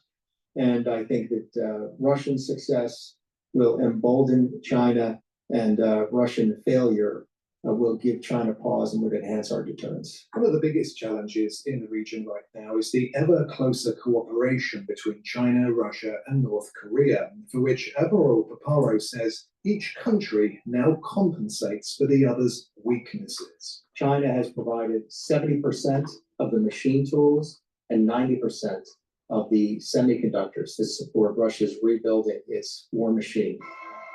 North Korea provides thousands of rounds in support and troops, and coming back to China and to North Korea are key capabilities where they would otherwise be behind that would help close the gap. Submarine technology, missile technology, and surface-to-air missiles, and so forth.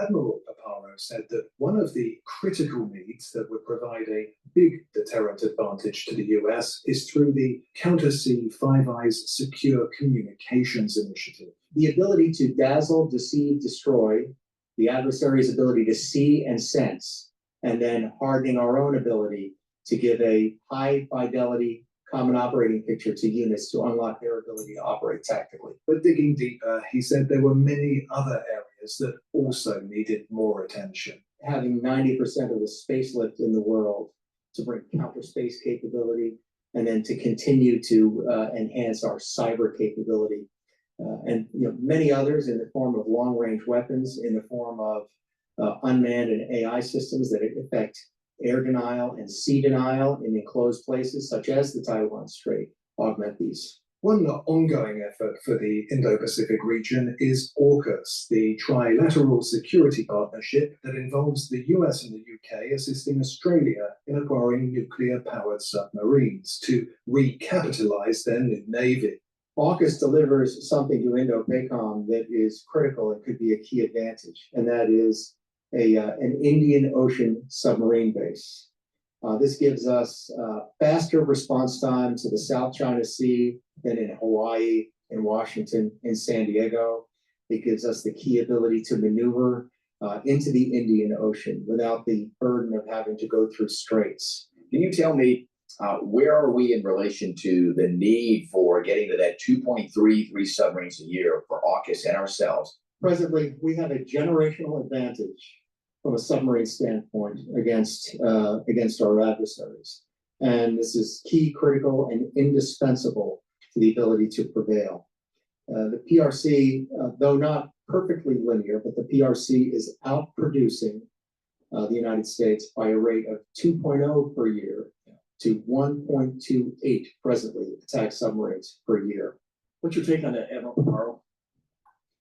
It's inadequate, and we've got to work harder in order to do that. And it's a combination of a steady stream of funding. It's a combination of liberalizing the defense industrial base, reforming the industrial base, and so we have to work harder.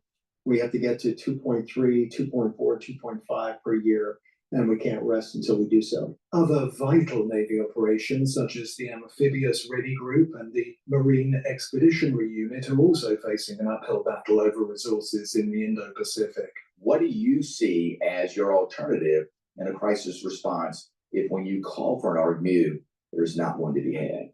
Amphibious ships are absolutely critical to this effort, and we are not meeting mission globally on doing so. It's a matter of the maintenance of the current capability that we have, and frankly, it's also a matter of the number of amphibious ships that we have. In 2024, Admiral Paparo wrote an advisory article for the US Naval Institute titled "Aircraft Carriers Are Still Indispensable." Carriers are absolutely critical in the weight of fires that they can bring, which is many, many times X almost any other capability.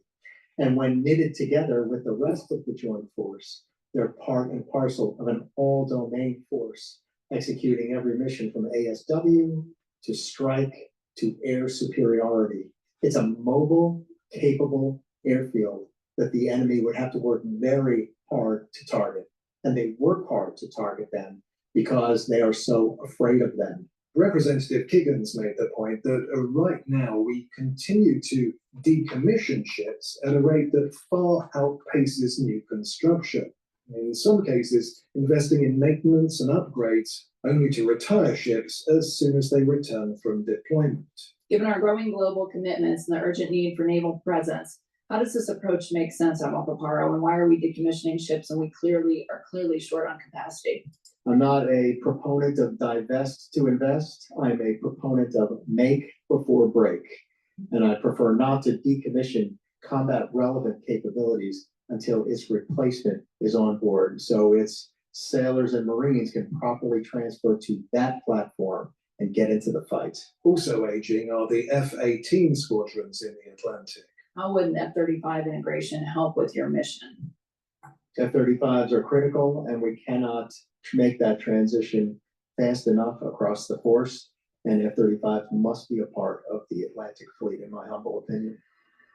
As rehearsals for forced unification continue in the waters surrounding Taiwan, the question becomes, what will the US do if China makes its move?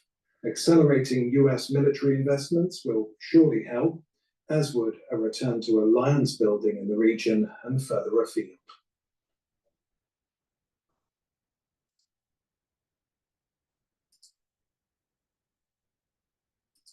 Okay, we're gonna take a look at this video that's dealing with China's plan to block all submarines.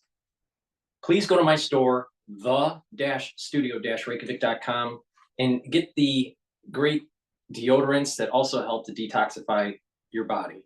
I've partnered up with Rainbow Herbals, and we've developed these deodorants that are made from essential oils from the Himalayas. Extremely high quality deodorants. You can get it in peppermint, lavender, and tea tree, or in citrus. These deodorants are for males and females. It has no aluminum, no baking soda. It's made from natural ingredients, very high quality deodorants that will help to detoxify your body. So please help support my work by getting a few bars for your household. Again, these bars are for males and females. Help support my work and help support your health.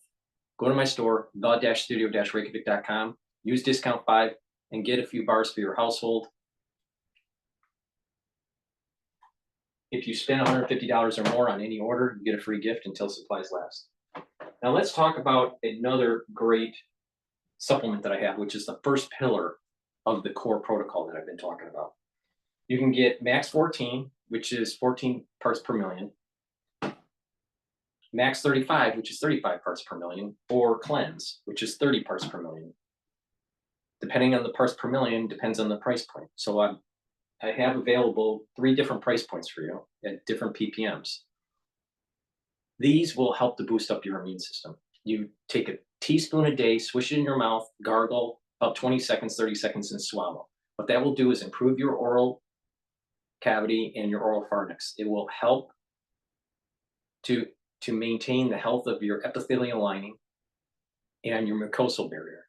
That way you're boosting up your immune system. So take the Cleanse or the Max 14 or the Max 35, use it every day. If you're not feeling well, take a tablespoon or 2 a day. And once you start feeling better, go back to your maintenance dose. Boost up your immune system by taking the Cleanse, the Max 14, or the Max 35. I've been taking Max 35 for 5 years, every day, all right? So please go to my store, the-studio-reykjavik.com, and take a look and stack these supplements in such a way that will help to boost up your immune system, help to improve your overall health, and slow down the aging process. Again, I have this core protocol that you can build off of. Max 35, Max 14, or Cleanse for the first pillar. The second pillar is C60 to soak up free radicals. The third pillar, turmeric, ashwagandha, and lignans to boost up your immune system and help with your cardiovascular system. And the fourth pillar, Boomer Boost.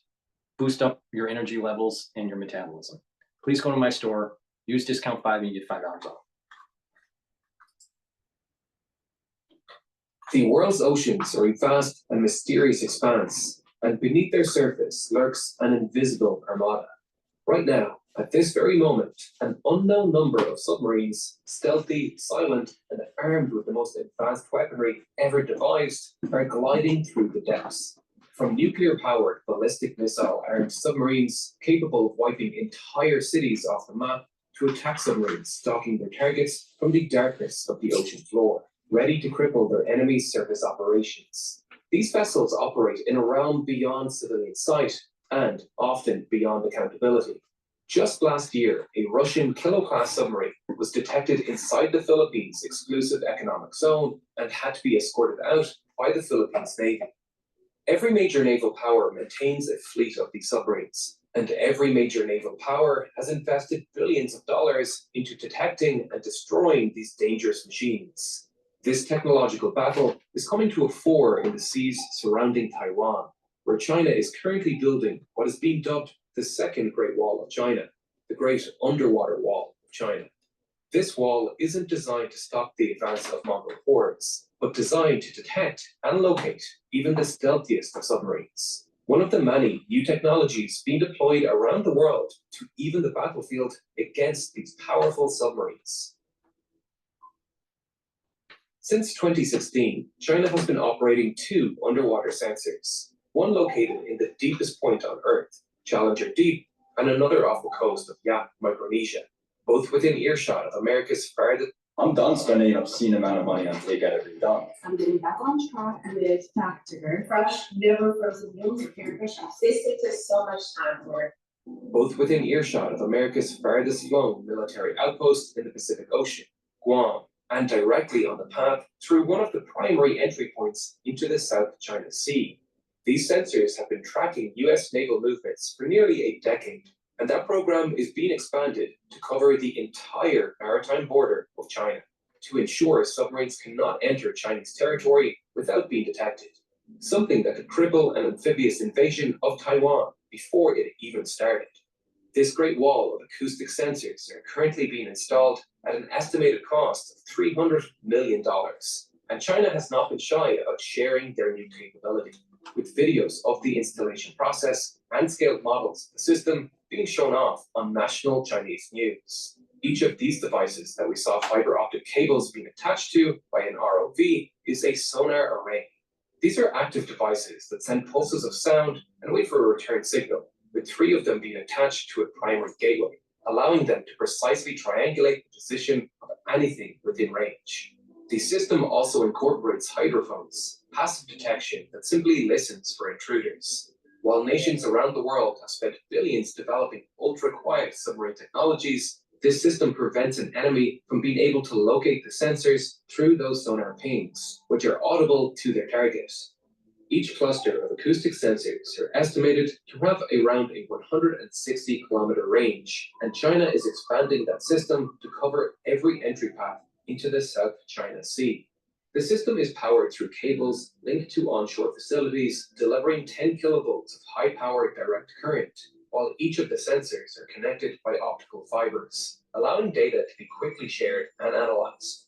Incredibly, there also appears to be a charging dock incorporated for an underwater drone, which may be for system maintenance, but could easily be used to power autonomous drones designed to attack submarines. One of the many areas of technological development under focus by naval powers around the world, but more on that later.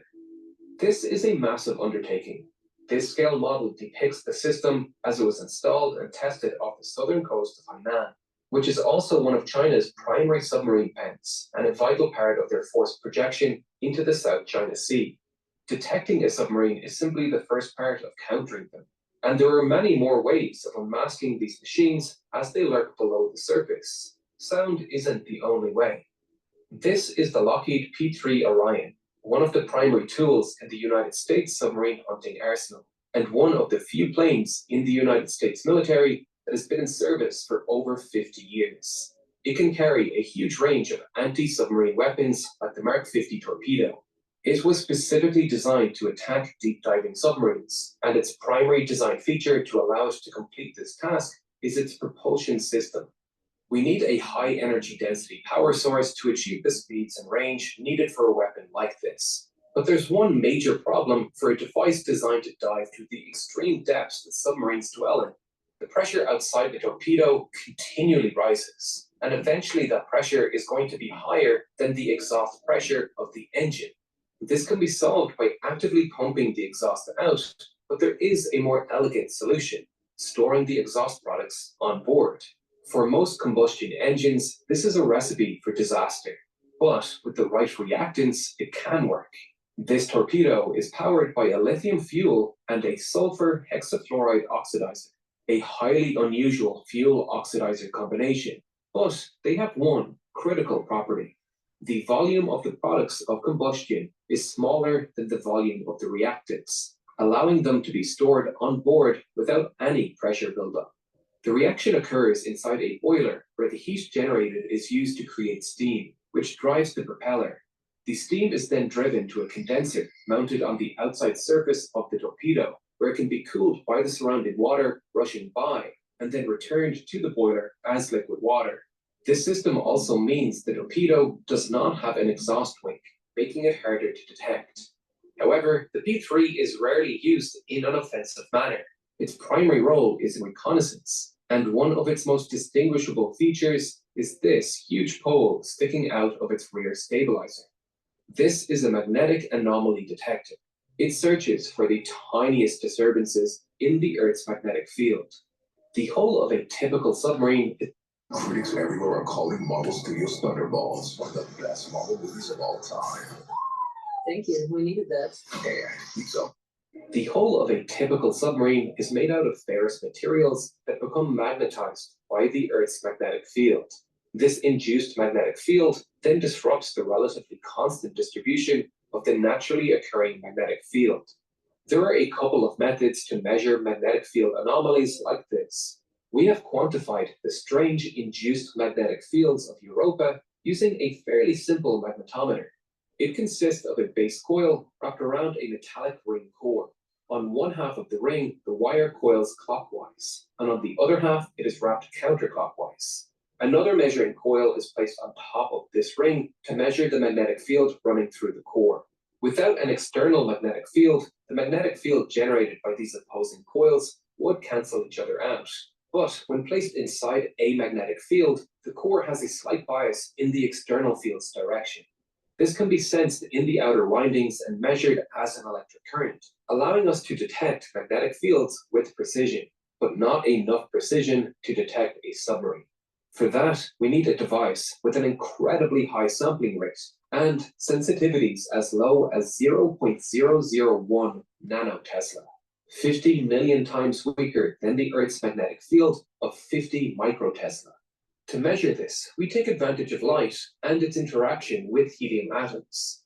Helium atoms interact with infrared light at a precise wavelength of 1085 nanometers. When a helium cell is placed between a laser of that wavelength and a photodiode, the atoms absorb the light and jump to a higher energy level. As they relax, they emit light in random directions, reducing the amount that reaches the detector. But this changes when the atoms are exposed to a magnetic field. Their energy levels split into three, with the energy gap between them depending on the strength of the magnetic field. This is known as the Zeeman effect. Now, when the laser shines on helium, atoms can still be excited, but as they relax, they may fall into any of the three levels. The key is that 1085 nanometer laser can only excite atoms from the middle level. Eventually, the laser depletes that level, leaving fewer atoms available to absorb the light. As a result, the helium cell becomes transparent, a condition called the optically pumped state. To measure the magnetic field, we add a radio frequency pulse tuned to the energy gap between the levels. This pulse repopulates the middle level, letting atoms absorb the laser light again. This results in a dip in the detected light, but only when the pulse's frequency matches the energy gap. At the average magnetic field strength of the Earth of 50,000 nanoteslas, the corresponding frequency is 1.4 megahertz. At 50,100 nanoteslas, it's slightly higher at 1.43 megahertz. By constantly sweeping the range of frequencies and observing when light intensity drops, we can precisely determine the magnetic field strength perpendicular to the helium laser axis. With three detectors aligned along the X, Y, and Z axis, we can map the magnetic field in 3 dimensions. However, even with this technology, it's not easy detecting a magnetic field anomaly this small. The ASQ81 magnetometer is typically housed in a boom or tail stinger extending from an aircraft to minimize interference from the aircraft's own magnetic field. Chances increase drastically the closer the detector is to the object causing the anomaly, so deeper diving submarines are much harder to detect. Because of this, the P3 is most effective at low altitudes, forcing it to fly at 500 feet or lower, while it follows a systematic grid search pattern.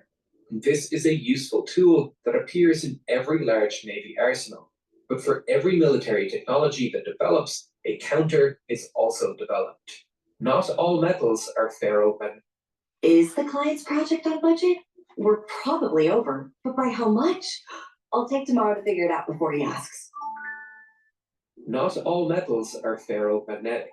Titanium is diamagnetic, meaning it has an extremely weak effect on magnetic fields. So building a submarine out of it is extremely appealing. There's only one problem. Submarines are gigantic, and we can't easily weld titanium because it oxidizes extremely quickly when exposed to heat. This was a problem that Grumman faced while manufacturing the F-14's titanium wing box. Grumman had to custom build an electron beam welding device that removed oxygen from the built area and provided the heat necessary for welding with a concentrated beam of electrons. Now imagine how confused the United States was when reports began to emerge of Russian submarines with hulls made entirely out of titanium. In 1969, sightings began to emerge in the Never River of new ultra-small nuclear-powered submarines. At just 79 meters long, it was the world's smallest nuclear submarine at that time. But that wasn't the most unusual thing about it. Its reserve buoyancy was about 3 times higher than that of American equivalent submarines, meaning about 30% of its volume lay above the water's surface when its ballast tanks were emptied. And its surface was much more reflective than a typical steel hull. Both of these facts pointed towards the Soviets using a new material, titanium. If this was true, it was a major technological development.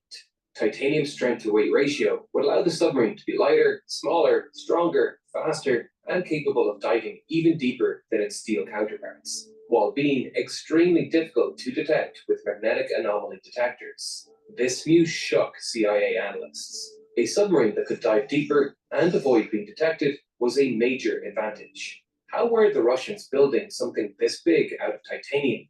Many didn't believe it was possible, and the original theorist, Herb Lord, spent the final decade of his life trying and failing to prove it. Analysts believed it was possible for the Soviets to weld smaller titanium parts in hermetically sealed chambers, in a similar way to the F-14's wing box, which also began production in 1969. We are now sure that they did indeed manage to build titanium submarines, something other nations have not managed to duplicate, which is likely why there is essentially no public information available on how they did it. Some websites claim that the Soviets hermetically sealed the entire indoor shipyard and had workers enter through airlocks with what were essentially spacesuits, with their welding equipment in hand. But a search of CIA documents do not support that claim. I would personally assume they created some sort of localized method of sealing off atmospheric air from the weld zone, with some sort of airtight attachment or smaller chambers like the one Grumman created. Creating airtight seals in a small space is hard enough. Doing it at shipyard scale, with all of the contamination that comes with an industrial setting, just does not seem possible to me. This is a truly remarkable achievement, something the US deemed too difficult and high cost to even attempt. But with any new novel threat like this comes a counter.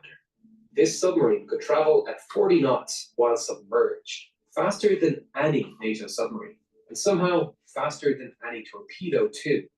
The Mark 48 torpedo was developed as a result, capable of traveling at 55 knots.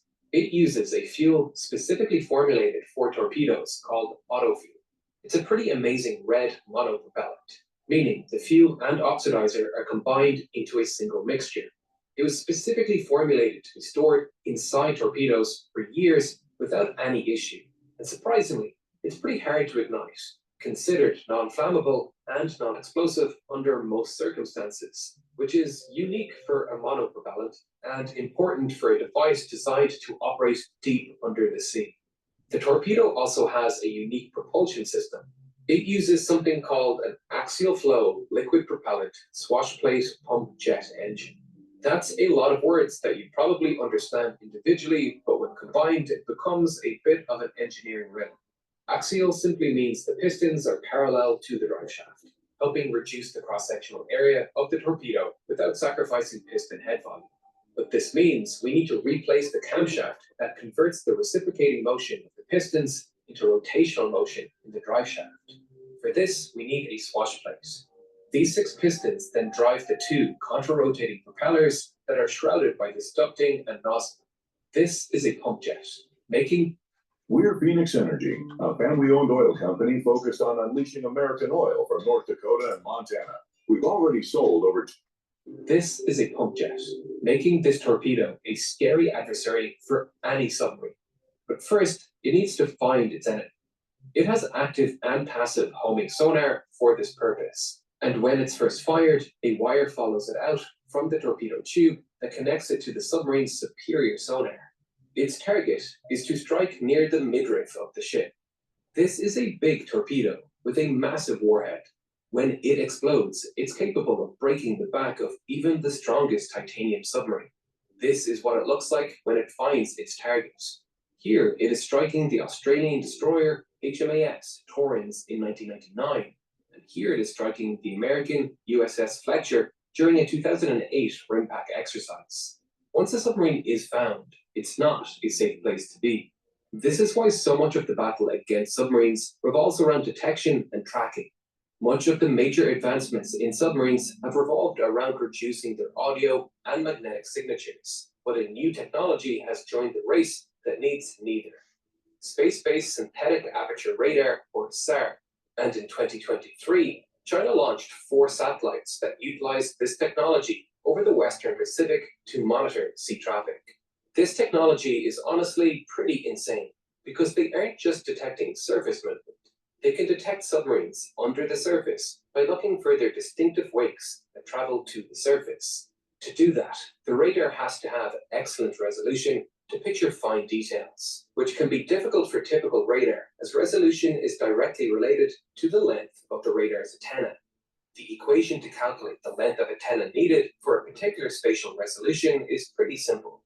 This is the radar wavelength. A lower wavelength results in a shorter antenna. This is the altitude. A higher altitude results in a longer antenna. And this is the spatial resolution needed. Let's say we want a 1 meter resolution with X-band radar. That would need an antenna 25.5 kilometers long. Oh shit. This length is called the aperture, and that's the first clue to how synthetic aperture radars work. They take advantage of the satellite's altitude to create a virtual aperture, basically like a long exposure on a regular camera. As the satellite moves forward, it continuously sends radar pulses and records the echoes. Each pulse overlaps, and the radar will record the same object multiple times from slightly different angles. These pulse returns are then processed and combined, giving us incredible high-detail 3D maps of the world and the ability to detect submarines by the waves they make from space. Technology is catching up with traditional submarines in other ways too. Remember that drone we charged underwater in China's model of the Great Acoustic Wall? That may well be the way of the future. Take Northrop Grumman's Manta Ray drone, which you can see docked on Google Maps right now. It's the true future of underwater warfare. Drones are all the rage right now, but their effects are going to be most pronounced under the sea. Removing people from the equation changes everything.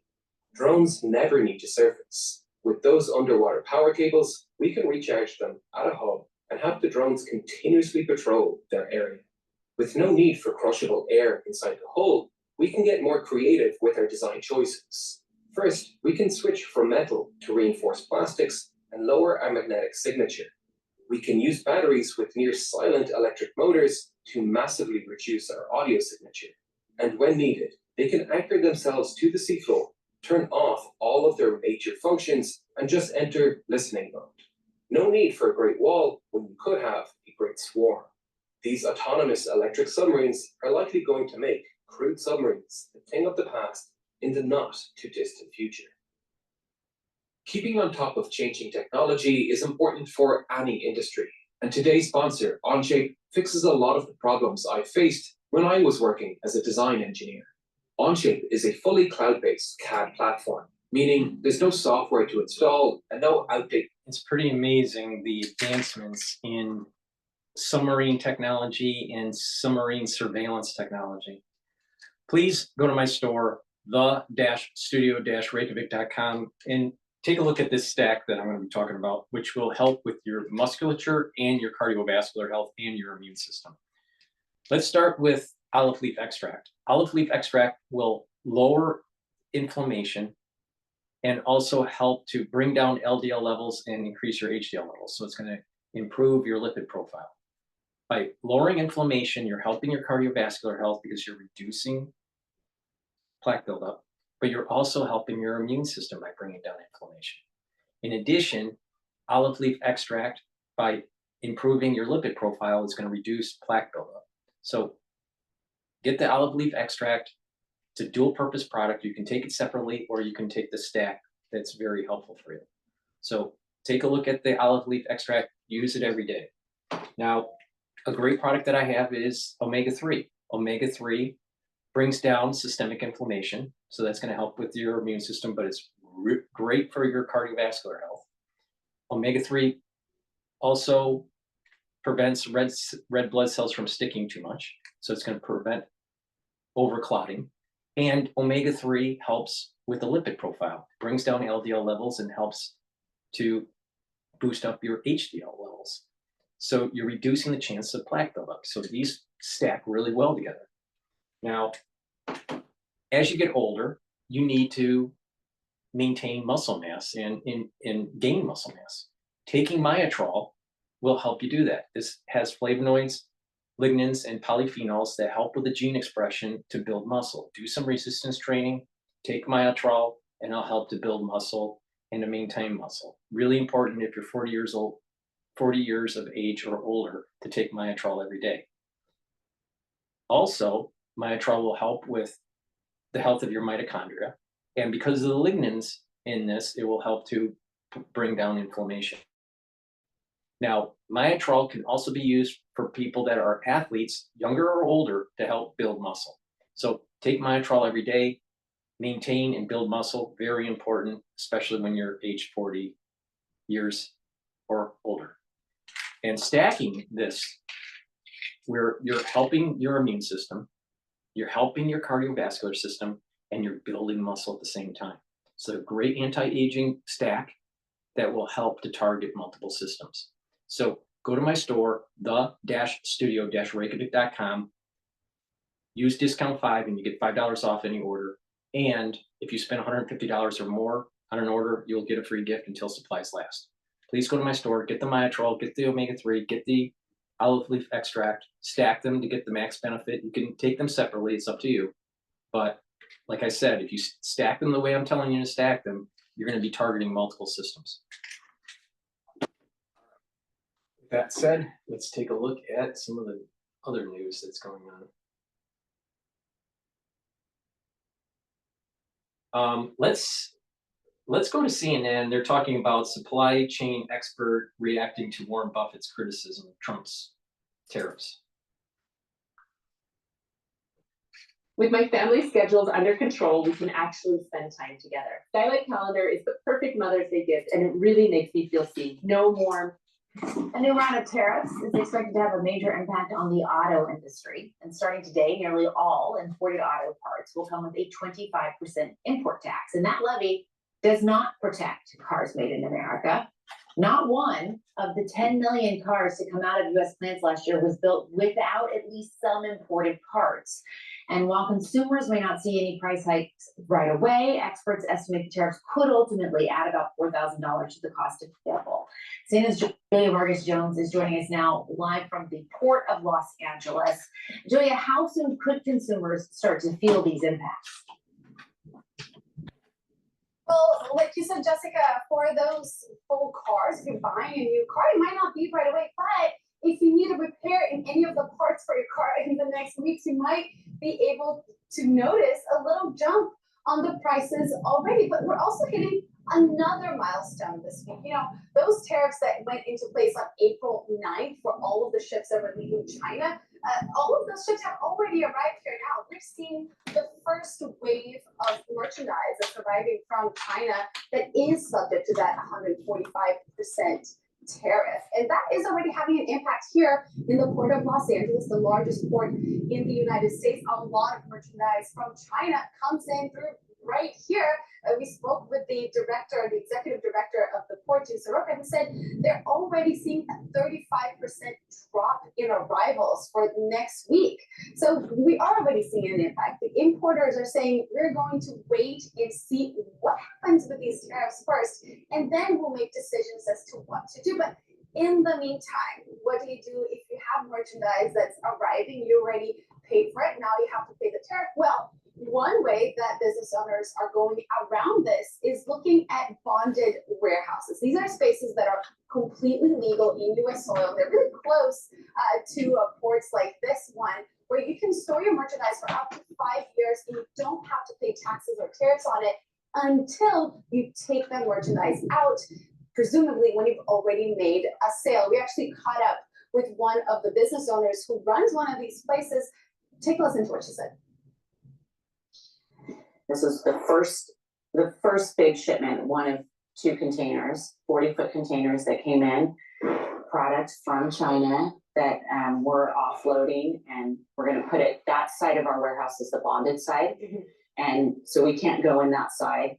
This part is called a tax paid side. So all this product is subject to taxes and duties. So yeah, so right now they're just offloading that product. They're going to put it all on pallets. So it comes in on just in boxes on the floor of the container. They put it on pallets, take it back. They're going to stack those pallets as high as we can get them. And then we wait for our instructions.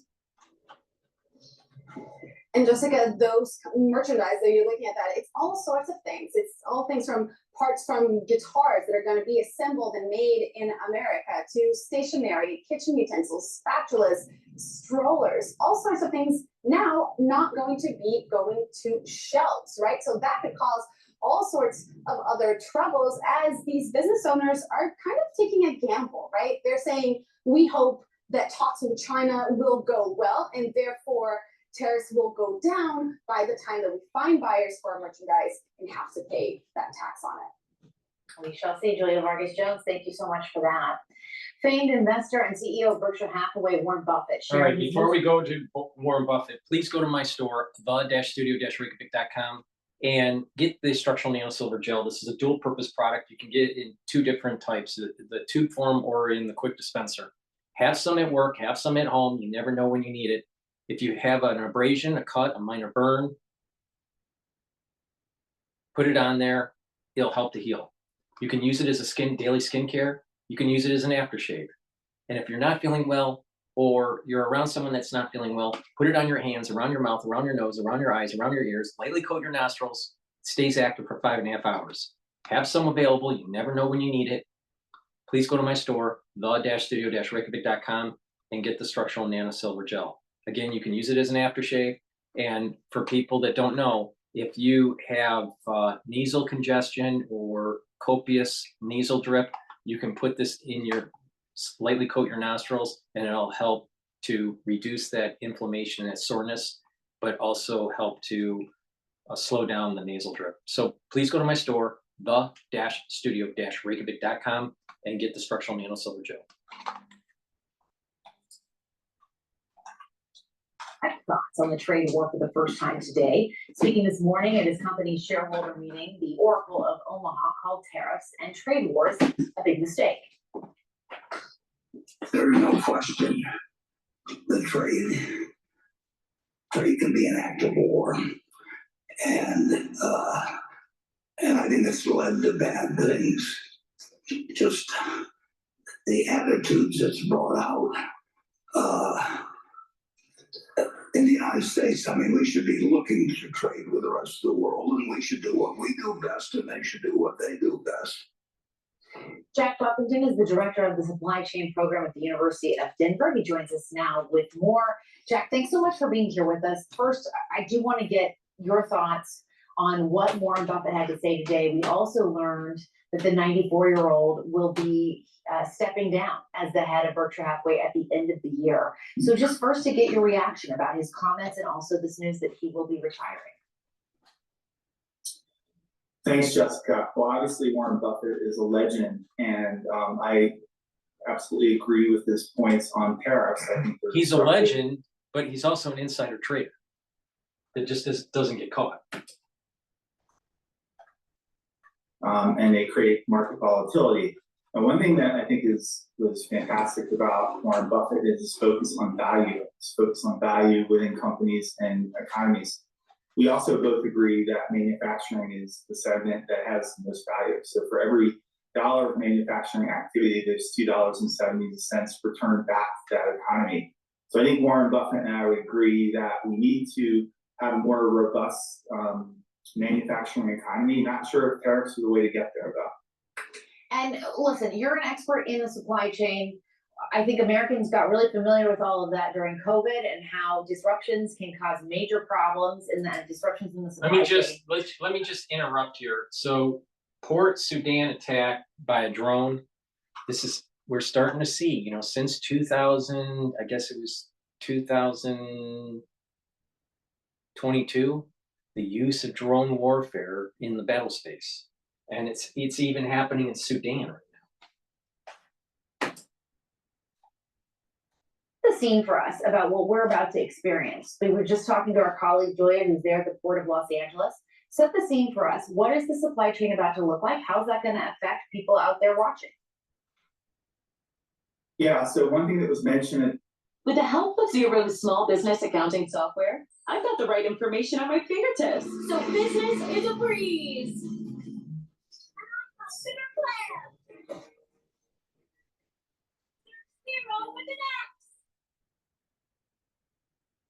Your dream match mattress is within reach. Shop the Memorial Day mattress sale at Raymore and Flanagan Sleep Center. Combined sale pricing with interest-free financing for up to 72 months. Don't miss early Memorial Day mattress deals at Raymore and Flanagan. Yeah, so one thing that was mentioned at the ports is the decline in containers. So there's something in supply chains called there's something that's called blank sailing. So a blank sailing is when an ocean cargo ship makes an appointment for a voyage and then cancels that. 2 weeks ago, blank sailings were 34%. Last week, blank sailings were 42%. These are record level of blank sailings. They're even higher than the blank sailings were at the beginning of the COVID pandemic. So we're about to see major disruptions at retail. I think consumers should expect to see some supply outages. They should see some price increases. I think the areas that will probably be most affected with consumers is consumer electronics, furniture, and apparels. And so people should expect that to happen soon, in the coming weeks. So these retailers built up inventory in 2025 expecting that this was going to happen. Now the problem, of course, with building up inventory is that costs money, and the supply chains are long tail, so there's a limit on how much inventory you can build up. So I think there's some of the big retailers are going to try to manage that. I think the small retailers are going to struggle the most.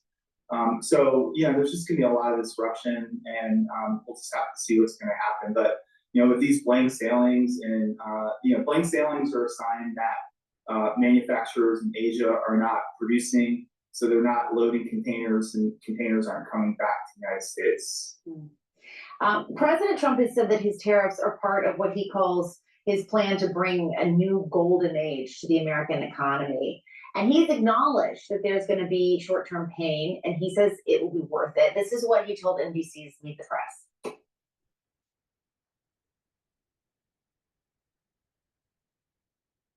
Are you comfortable with the country potentially dipping into a recession for a period of time if you are able to achieve your long-term goals? Well, you say some people on Wall Street say, well, I can tell you something else. Some people on Wall Street say that we're going to have the greatest economy in history. Is it okay in the short term to have a recession? Look, yes, everything's okay. At this point, do you think there is an increasing likelihood of a recession? Well, if we look at what happened with the first Trump administration, when they put in place tariffs, they were limited and they were targeted, and supply chains found ways around it through transshipments and other ways of doing things. These tariffs are much more broad sweeping, and there's fewer loopholes to get around. So I think there is going to be supply chain disruption, of course. If there's a strategy to do more assembling and production in the United States, that's a good thing. These things don't happen overnight. So I think there is, a pretty significant risk of the economy, going into some sort of decline. All right. On that note, Jack Buffington, thanks so much for your time. We appreciate it. Don't bet against America. Make sure you've been following my live streams during the New York trading session or the Asian trading session. I've been telling you how to benefit from it. And if you were paying attention to me, you would have gained anywhere from 10 to 18% return on new deployed money into the S&P 500. And that's a fact. So please go to my store, the-studio-reykjavik.com. Get the structural nano silver toothpaste. This will whiten your teeth, freshen your breath, reduce inflammation, help to improve the health of your gum line, and with good oral hygiene, it helps with your cardiovascular health and your valvular health. This is the best toothpaste you can get. You can't get a better toothpaste. This has no fluoride in it. It has structural nanosilver. And like I said, you can't get a better toothpaste. So get a few tubes of this toothpaste for your household. Use discount 5 and you get $5 off any order. That's all caps, discount 5, get $5 off. If you spend $150 or more, you get a free gift until supplies last. So go to my store, get a few tubes of this toothpaste for your household. It's a very high quality toothpaste. It's the best you can buy. Now let's talk about some other stacks that are really important to do. Clarity factor will help to reduce that brain fog. It'll get rid of that brain fog and allow you to focus on work or in school, or even if you're retired, to allow you to focus on tasks. And by improving that neurotransmission and the release of those neurotransmitters, you're going to think faster and you're going to be supporting your memory. Your memory is going to improve and your sleep is going to improve. All right, so take this every day. If you are at work or you're in school and you have very high cognitive load type work, engineers, let's say, you're studying medicine or you're studying law or studying engineering, whatever. You may want to be taking this so you can concentrate, for hours on end, and you won't have that brain fog. Make sure you drink it with filtered water. Really important. Now, by taking this every day, you're going to start to improve and speed up your thinking, and you're going to have better memory. So please go to my store, take the Clarity Factor. Really important. Now, another great supplement that will help with neural health and other cellular and tissues is C60. C60 is a very strong, potent antioxidant. You can get it in avocado oil, MCT coconut oil, or in extra virgin olive oil. C60 is a carbon molecule at 60 carbons connected together, looking like a soccer ball or a fullerene. And its electron shell shimmers, and because of the unique properties of carbons connected together, it's going to allow you to soak up free radicals and neutralize them hundreds of times, if not 1,000 times more than vitamin C. So one molecule of C60 is going to soak up hundreds of times more than vitamin C, if not 1,000 times more. So take a teaspoon a day on an empty stomach for best absorption. If you work out, take it before your workout. It's going to soak up the free radicals during your workout, and you're going to recover quicker from your workout. All right? Take it every day, teaspoon a day. You can get it in a 2 ounce, a 4 ounce, or an 8 ounce configuration. It is cheaper on my store to purchase the higher ounce configuration because it's cheaper per ounce. So get the C60, take it every day, and what you're going to notice is it's going to be soaking up those free radicals. It's reducing the stress on the cell and the tissue, so your organ systems and your glands, and your immune system, your endocrine system, and even your neurons will perform better. And by soaking up those free radicals, your mitochondria is going to perform better. Therefore, you're going to have more energy in the cell. The cellular processes will be better. You're just going to have more energy. And what's going to happen is you're going to slow down the aging process. And you're going to be boosting up your immune system, helping your endocrine system, and boosting up your neural health. Now, by soaking up those free radicals in your neuron, again, you're reducing the stress on the neuron. You're helping the health of the neuron because you're bringing down that stress. You are boosting up those ATP levels. You need lots of mitochondria and neurons to create neurotransmitters and to fire those neurotransmitters. So you have a better, healthy population of mitochondria in the neuron. You have more neurotransmitters created, and it's going to be firing, and therefore you're going to have more positive neuroplasticity. So taking C60 and the Clarity Factor is going to help boost up those neurons. Really important when you get older. C60 also stacks really well with resveratrol, NAD+, and ubiquinol. So please go to my store, get the C60, slow down the aging process, boost up your energy levels, and help your immune system, your endocrine system, and your neural system. It also helps with your cardiovascular system. You know how? By bringing down free radicals in your bloodstream, you're reducing oxidized LDL. When you reduce oxidized LDL, you're reducing plaque formation. So please go to my store, the-studio-reykjavik.com. Take this every day. It's very important. It's the second pillar of my core protocol. Max 35, Max 14 are cleanse for the first pillar to boost up your immune system. C60 is the second pillar to soak up those free radicals. The third pillar is turmeric, ashwagandha, and lignans to boost up your immune system and your cardiovascular health. And Boomer Boost to boost up those energy levels and your metabolism. So please go to my store, the-studio-reykjavik.com, get the C60. Obviously it works. I've been taking this since 2016. It's a very important supplement to add. to your protocol. It's a cornerstone. So it's make sure you are taking this every day. Make sure you use discount 5 and you get $5 off any order. If you spend $150 or more, you get a free gift until supplies last. All right.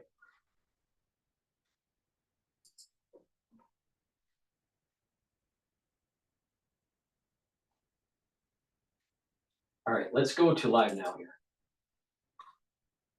Russian President Putin is saying in comments earlier today that the need to use nuclear weapons in Ukraine has not yet arisen and that he hopes that it will not. So this is a preview of an upcoming interview with Russian state television in which Putin said that Russia has the strength and the means to bring the conflict in Ukraine to a, quote, logical conclusion, adding there has been no need to use those nuclear weapons, and I hope they will not be required.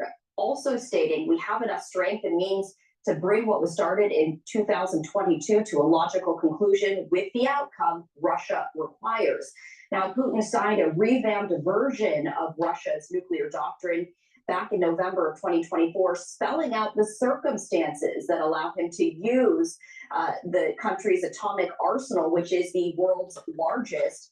That version lowered the bar, giving Putin the option in response to even a conventional attack backed by a nuclear power. Russia and Ukraine are also at odds over competing ceasefire proposals. Ukrainian President Zelensky saying in comments made public Saturday that Russia's announcement of a 72-hour ceasefire next week in Ukraine to mark Victory Day in World War II is merely an attempt to create a, quote, soft atmosphere ahead of Russia's annual celebrations. Zelensky instead renewed calls for a more substantial 30-day pause in hostilities, as the U.S. had initially proposed, saying that the proposed ceasefire could start anytime as a meaningful step toward ending the war. This also comes after Kyiv and Washington signed a long-anticipated agreement granting U.S. access to Ukraine's mineral resources. So this is a live look right here in Prague, as we are expecting Zelensky to be meeting with the president of the Czech Republic. To speak more on this, I do want to bring in David DeFury, who is a former State Department official, also right now in Ukraine. David, we appreciate you joining us from Ukraine live here on this Sunday morning. Thanks so much for having me. So you're in Ukraine at the moment. You know, we were sharing with our viewers a live look of Ukrainian Zelensky in Prague. He's going to be meeting with the president there of the Czech Republic. You know, before we get into Putin's comments, you know, can you talk about the significance of this meeting today, but between the two leaders? Sure. As your footage demonstrated, I think he's getting a warm reception in the Czech Republic. It's an official visit. They're doing all of the pomp and circumstance that recognizes the importance of President Zelensky and Ukraine to Czech Republic, to the people of the Czech Republic. Obviously, the Czech Republic fought against a Russian invasion in 1968. They were under the thumb of the Soviet Union for many years, and so they understand the danger that Russia poses under the leadership of Vladimir Putin, and that's why Czech Republic has been such a strong supporter of Ukraine. And it's, of course, very important for Zelensky to shore up support from European countries like the Czech Republic, especially if the U.S. is going to decrease its support under the Trump administration. So let's also talk about what Putin commented on. You know, it's pretty stunning, I have to say, when he's discussing nuclear weapons, saying, you know, there has been no need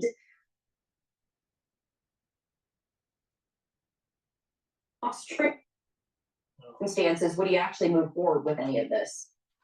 So there's what Putin says and then what he actually means, and rarely are they the same thing. And in this case, what Putin is probably doing is trying to remind the world, especially America and especially Europe, that he has nuclear weapons and he can use them if he wants. So it's a veiled threat against the US and Europe, and it shows a tinge of desperation because he recognizes that with the minerals agreement, with renewed goodwill between the U.S. and Ukraine. The U.S. may continue to provide weapons and significant training and other support to Ukraine, and that's very worrisome for Russia.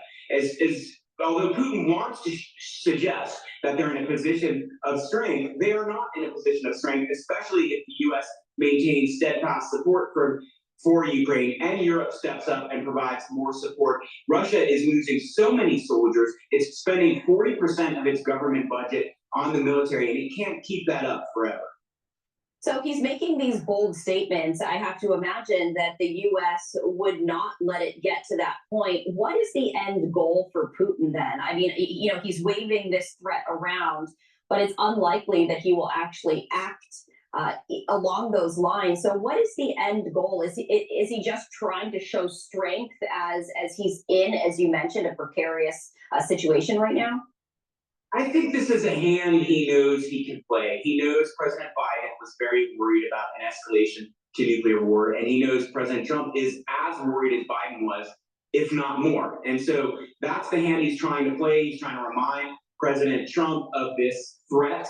That's why he's doing it. Were he to use nuclear weapons, there would be such significant repercussions on Russia and Putin that I think he also worries about whether he could actually use them. So he's threatening to use them, but he knows that it could mean the end of Putin, his leadership of Russia, were he to choose to use them. And I just wanted to point out to our viewers, as you and I are having a discussion happening right now in Prague, we do see Ukrainian President Zelensky right there with the Czech Republic president, as we were talking about strong allies as the conflict with Russia continues right here. Also part of this is the minerals deal that Zelensky signed with the Trump administration. How significant is this agreement, and what does this mean when it comes to the ongoing conflict? Well, the most significant thing about this agreement is the fact that it was not signed before had become a thorn in the relationship between the U.S. and Ukraine. And now that it is signed, they have that behind them, and it is no longer something that divides our two countries. The agreement itself is in some ways more symbolic than implementable at this time, because it's going to take years to do the type of investment necessary to extract minerals from Ukraine, but it does also show that the U.S. has a significant financial and economic interest in ensuring that Ukraine is successful in defending its sovereignty. And so it's important in that manner as well. And it could be the first of many agreements between the U.S. and Ukraine that draw the two countries closer together. There's also this temporary ceasefire that's set to take place in the coming week, 72 hours. Ukrainian President Zelensky pushing for a 30-day ceasefire. This is a step perhaps in the right direction, but as we take a look at the larger picture, do you feel like a longer ceasefire is even in the realm of possibility? Well, President Zelensky has said he wants a 30-day ceasefire that will lead to a longer ceasefire. Putin has refused. Now, Putin recently said, as you mentioned, he wants to have a 3-day ceasefire around the celebrations in Russia of the anniversary of the success and the victory of the Soviet Union over Nazi Germany. And so this is really a ceasefire out of convenience for Russia so that they can have those celebrations uninterrupted. Oftentimes, leaders from other countries come to Moscow for those celebrations, so he doesn't want them to experience, attacks from Ukraine. But 3 days is not really in Ukraine's interest, so we don't know whether Ukraine is going to agree to it and observe it. So, taking a look at the larger picture, you yourself are in Ukraine at the moment. What is the mood there? What is the sense that you're getting as you actually have boots on the ground? Well, I just got here, so I'm getting a sense of that, and I will have a better sense over the days and weeks to come as I'll be here for a while. But I think that there's, a lot of trepidation about the recent events, and things are changing very quickly politically in the countries that help Ukraine. In the U.S., President Trump has a different, view towards Ukraine, and so people are worried about the possibility that President Trump, despite the minerals agreement and renewed goodwill between our countries, could decline the amount of weapons and support that he provides to Ukraine. So they're very worried about that. There are new prime ministers in other countries, Canada and Australia. President Zelensky just had talks with Australia. So I think people here are very hopeful that other countries around the world and new leaders in some of the countries that have supported Ukraine will recognize the importance of this effort. People are war weary here in Ukraine, but they're still committed to defend the country. And I don't see any easing of the commitment of the Ukrainian people, the Ukrainian government, to fight until the end, until they've successfully defended their country and they have sovereignty, or they have a ceasefire that's on their terms that are palatable to the people of Ukraine. All right, David, we appreciate you joining us live. We're going to go to Professor Mearsheimer on India, China. So please go to my store, the-studio-reykjavik.com, and get the collagen. The collagen is a multi-purpose supplement. You get a very impressive amino acid profile here shown on the screen. You can look at the label on my website, the-studio-reykjavik.com. Take collagen to help improve your skin, your hair, and your nails, but it also helps to build muscle, improve your joint health, your cartilage, and your bone structure. So do resistance training, take the collagen every day. You get a big scooper, mix it with soft foods, drink it with filtered water, mix it with a smoothie. You can add it in milk. I put it in soft foods like hummus, but take it every day, really important. You can also help to improve your skin by taking the collagen separately, but it works even better when you take it with the vitamin C and magnesium that I have and drink the filtered water, about 64 ounces, so it'll cross-link to improve your dermal layer. Use the structural nanosilver gel for topical health of the skin, and C60 and resveratrol will help the basal layer of your skin. You can get those items in my anti-aging skincare box, either beginners or advanced. So take a look at that if you would like to really supercharge your skin. So go to my store, get the collagen, take it every day. It's dual purpose. Make sure that you do resistance training. So you're helping with your joints and your muscles and your bones, but also your skin. Please go to my store, the-studio-reykjavik.com. Use discount 5 and you get $5 off.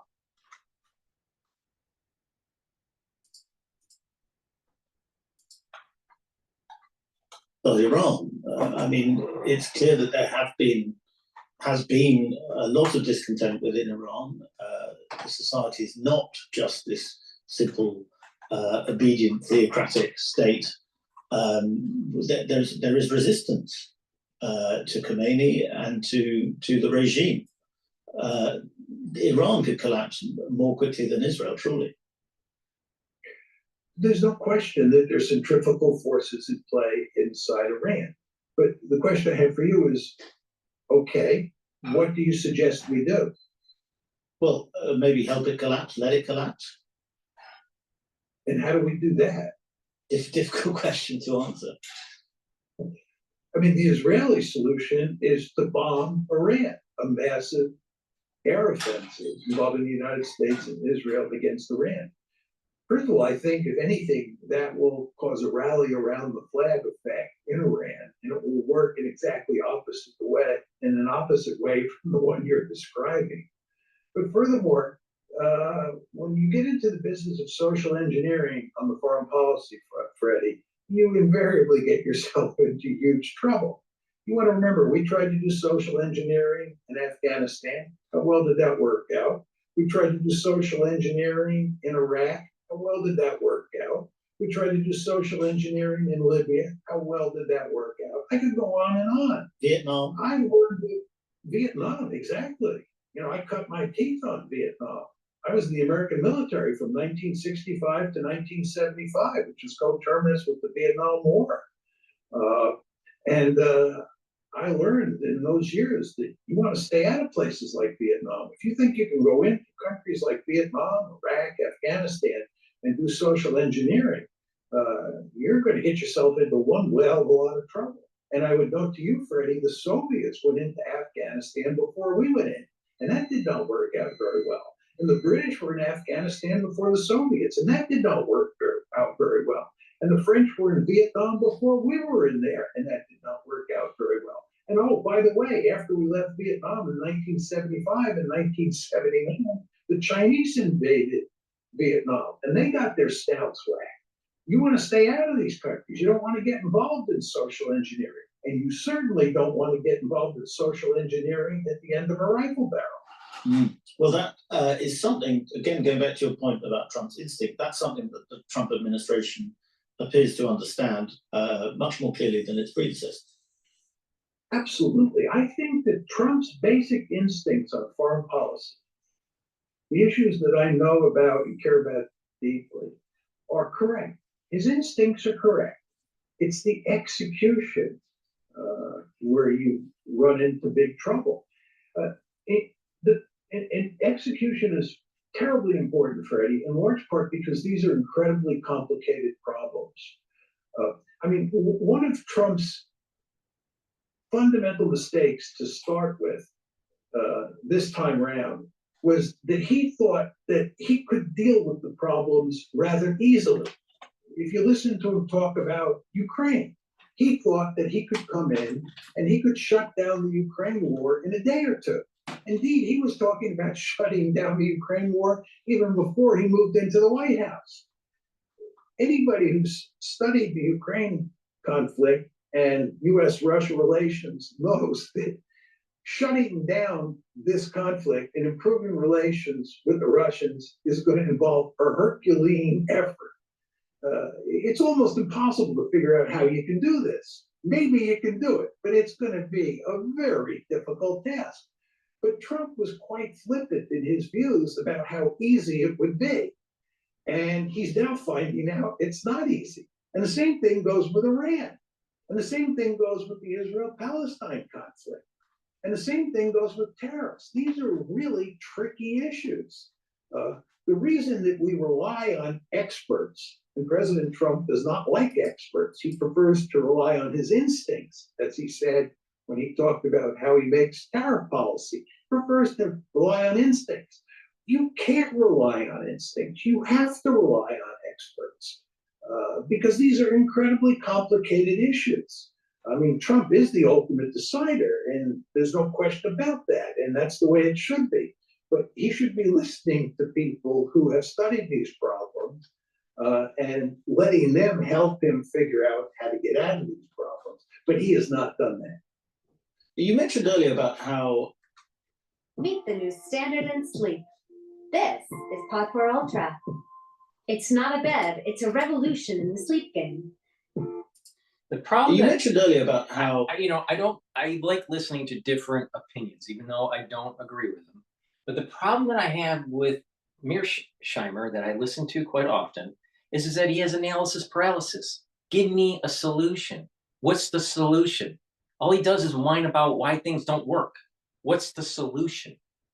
And being a pacifist is not the solution. Analysis paralysis. One of the difficult things about foreign policy is that it's very hard to keep one's eye on the same ball when there are so many different balls moving around. And this is particularly hard for American presidents and White House administrations. One story that's sort of popped up, really, it's been rumbling for a very long time, but there's this terrible terrorist attack in India and has now triggered a potentially nuclear conflict that Western analysts often just sort of forget about because we're so focused on the Middle East and Ukraine more recently, and perhaps China and Taiwan. But if India and Pakistan go to war, that is a conflict that, I mean, does America have any way of trying to moderate that conflict? You know, it's funny, Freddie, but I was at a conference at Yale on Thursday, Friday, and Saturday that was devoted to India. And right before the conference started, the terrorist attack in Kashmir took place. So I have been thinking, for obvious reasons, about the India-Pakistan conflict over the past few days. Just to buttress your point, it's very interesting. It's hard to find serious discussion of this conflict The Pakistan and Indian conflicts, especially with the nuclear proliferation, is the exact reason why the United States needs to knock out Iran's nuclear capability and decapitate the Ayatollah. Professor Mearsheimer. Come on. The newspapers these days, because there are all sorts of other issues like Ukraine, Iran, tariffs, and so forth and so on that dominate. So this issue has been pushed off to the side in a very important way, because not only President Trump, but all of us can only deal with so many issues at the same time. Now, this is a very dangerous situation. These are two nuclear-armed countries that have a history of fighting wars. And in the past, the United States has intervened in crises between these two countries to go to great lengths to shut them down. Mainly what we've tried to do is make sure that the Indians didn't launch a major attack against Pakistan, which would then lead Pakistan maybe to use nuclear weapons. But you don't have the sense that the Trump administration is paying careful attention to this conflict, or that President Trump will intervene in a major way to dampen down the tensions the way previous presidents have, because he's so busy on so many other fronts. So it could be the case, let's hope this is not the case, that this one could spin out of control and you could have a real war, and nuclear weapons might even be used. Because you want to remember, Freddie, if you look at the conventional balance of power between Pakistan and India, it greatly favors the Indians. And we've always feared that a conflict that started off at the conventional level would escalate to the nuclear level, because the Pakistanis would feel compelled to turn to nuclear weapons if they were losing conventionally, which we expected to happen. None of this is to say that in the past or even now, a war will happen and nuclear weapons will be used. But the fact is, there is real potential for a real war, and there is real potential for nuclear use. And in that kind of situation, you want President Trump, you want the United States to be deeply involved in trying to settle this short of a shooting match. But I don't have the sense that that's what we're doing. Maybe we are, and I'm just not reading about it. Let's hope that's the case. But this is just another example of another ball in the air. Well, I wonder if you were pretty down on tariffs earlier, but I wonder if this is an area where tariffs can give America substantial negotiating leverage. I mean, J.D. Vance visited India last week. Last night, Trump suggested that a free trade deal was on the horizon. I don't know whether the situation in Kashmir has been part of those discussions. I don't think anybody has said so publicly. But surely America could say, you might want to hold off retaliating, or you might want to do what we want in this conflict, or this free trade deal that we are now in the process of agreeing will be out the window. Managing your business doesn't have to take up your mornings. With Zero, you can handle it all before your morning coffee. When I first started my real estate business, I found myself buried in admin, tracking expenses, chasing people.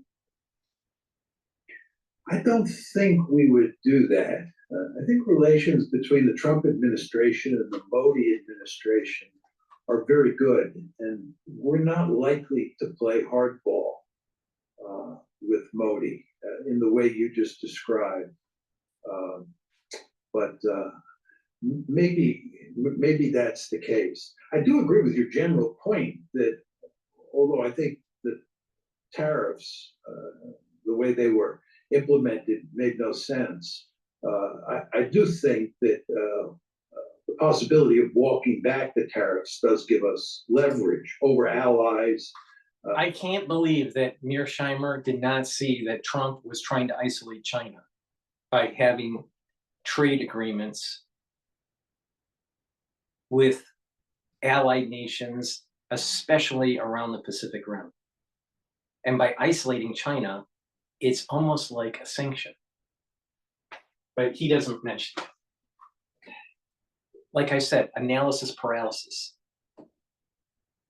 And he served in the military, and he doesn't want to blow up anything. What the hell? What's wrong with him? Please go up.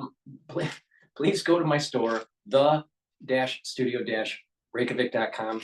Get the vitamin D3. This will help to absorb calcium. It helps with gene expression, so your cells will perform properly. It helps to get rid of cells that need to go into apoptosis. It helps with your cardiovascular and helps with your bone density. It has higher efficacy when you take magnesium, so please go to my store and take a look at the vitamin C magnesium, magnesium and zinc, or the Boomer Boost that has magnesium in it. Take the vitamin D3 every day, really important, but you get even more benefit when you stack it with vitamin K2 and K7 molecule. This will help to absorb the calcium and help with bone density and cardiovascular health. They work together, all right? Stack them together. So if you want to help with your cardiovascular health, take the D3 and the K2. What it will do is it help to pull out some of that calcium depositing around plaque and help to prevent new calcium depositing from forming around plaque. If you do a resistance training, then what's going to happen is you're going to build more bone density. So you take the D3, the K2, have some calcium supplementation or drink milk like how I do it. Do that resistance training and you're going to build bone density. But building bone density, you don't just do it with resistance training, with weight lifts, but you also need to produce a vibration through your bone. So the best way to do it, no matter what age you are, is to do calf lifts. So you lift your toes up, and you lift your heel up, and you're supporting your body on your toes, right? And you do 50 of those. Be on a hard floor and have your heel come down, and do that 50 times, and you're creating a vibration through your leg up into your hip and up through your spine. And what that's going to do, you do that every day, 50 a day. Take the D3, the K2, take calcium supplementation, do resistance training, do those vibration exercises. And what is going to happen is you're creating a microenvironment where you're depositing new bone. And over time, you're going to increase your bone density. Really important, okay? So to supercharge bone density creation, you need that vibration exercise. Now, to help with your collarbone and your sternum and your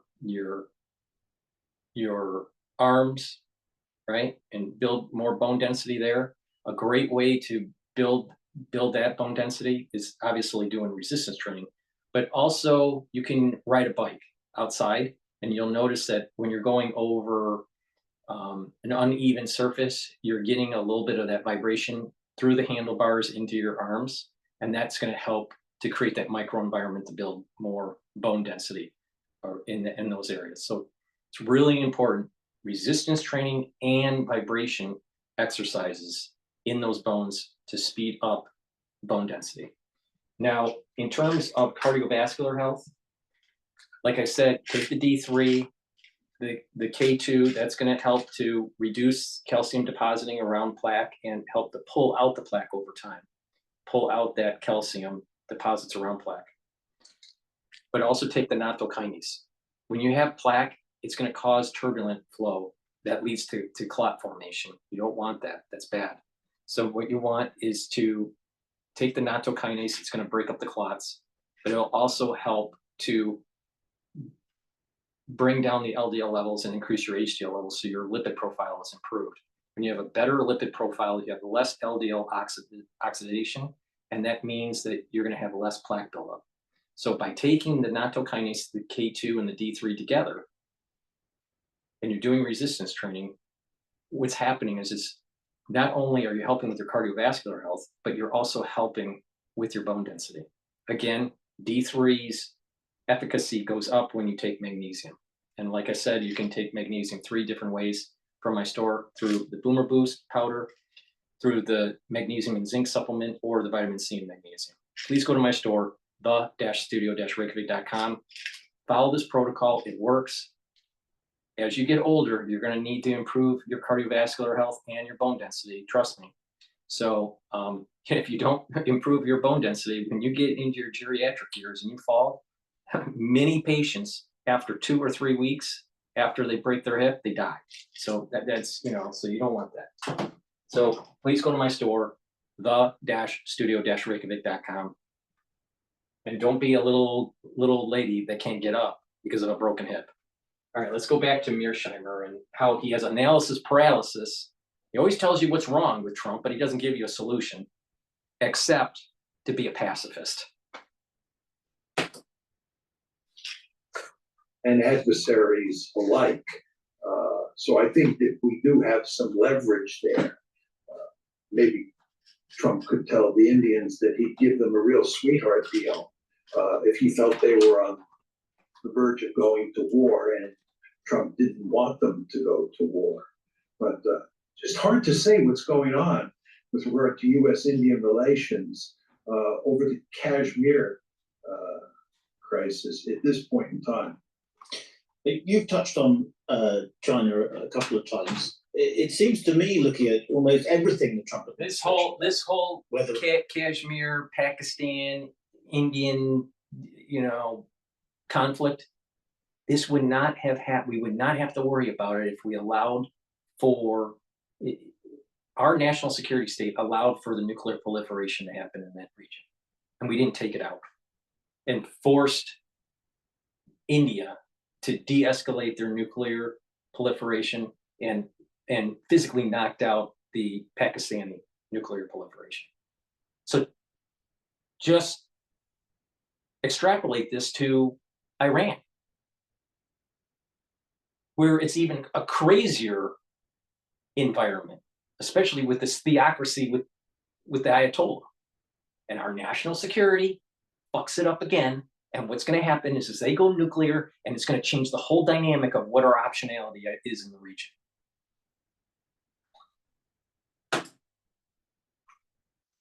The war on DEI in Harvard, and that actually involves fighting back against a lot of Chinese influence in American higher education institutions, or whether it's the Panama Canal, the Gulf of America, as it's now called, or whether it's Greenland, or whether it's even Iran and the Middle East, and Ukraine too, and of course Taiwan.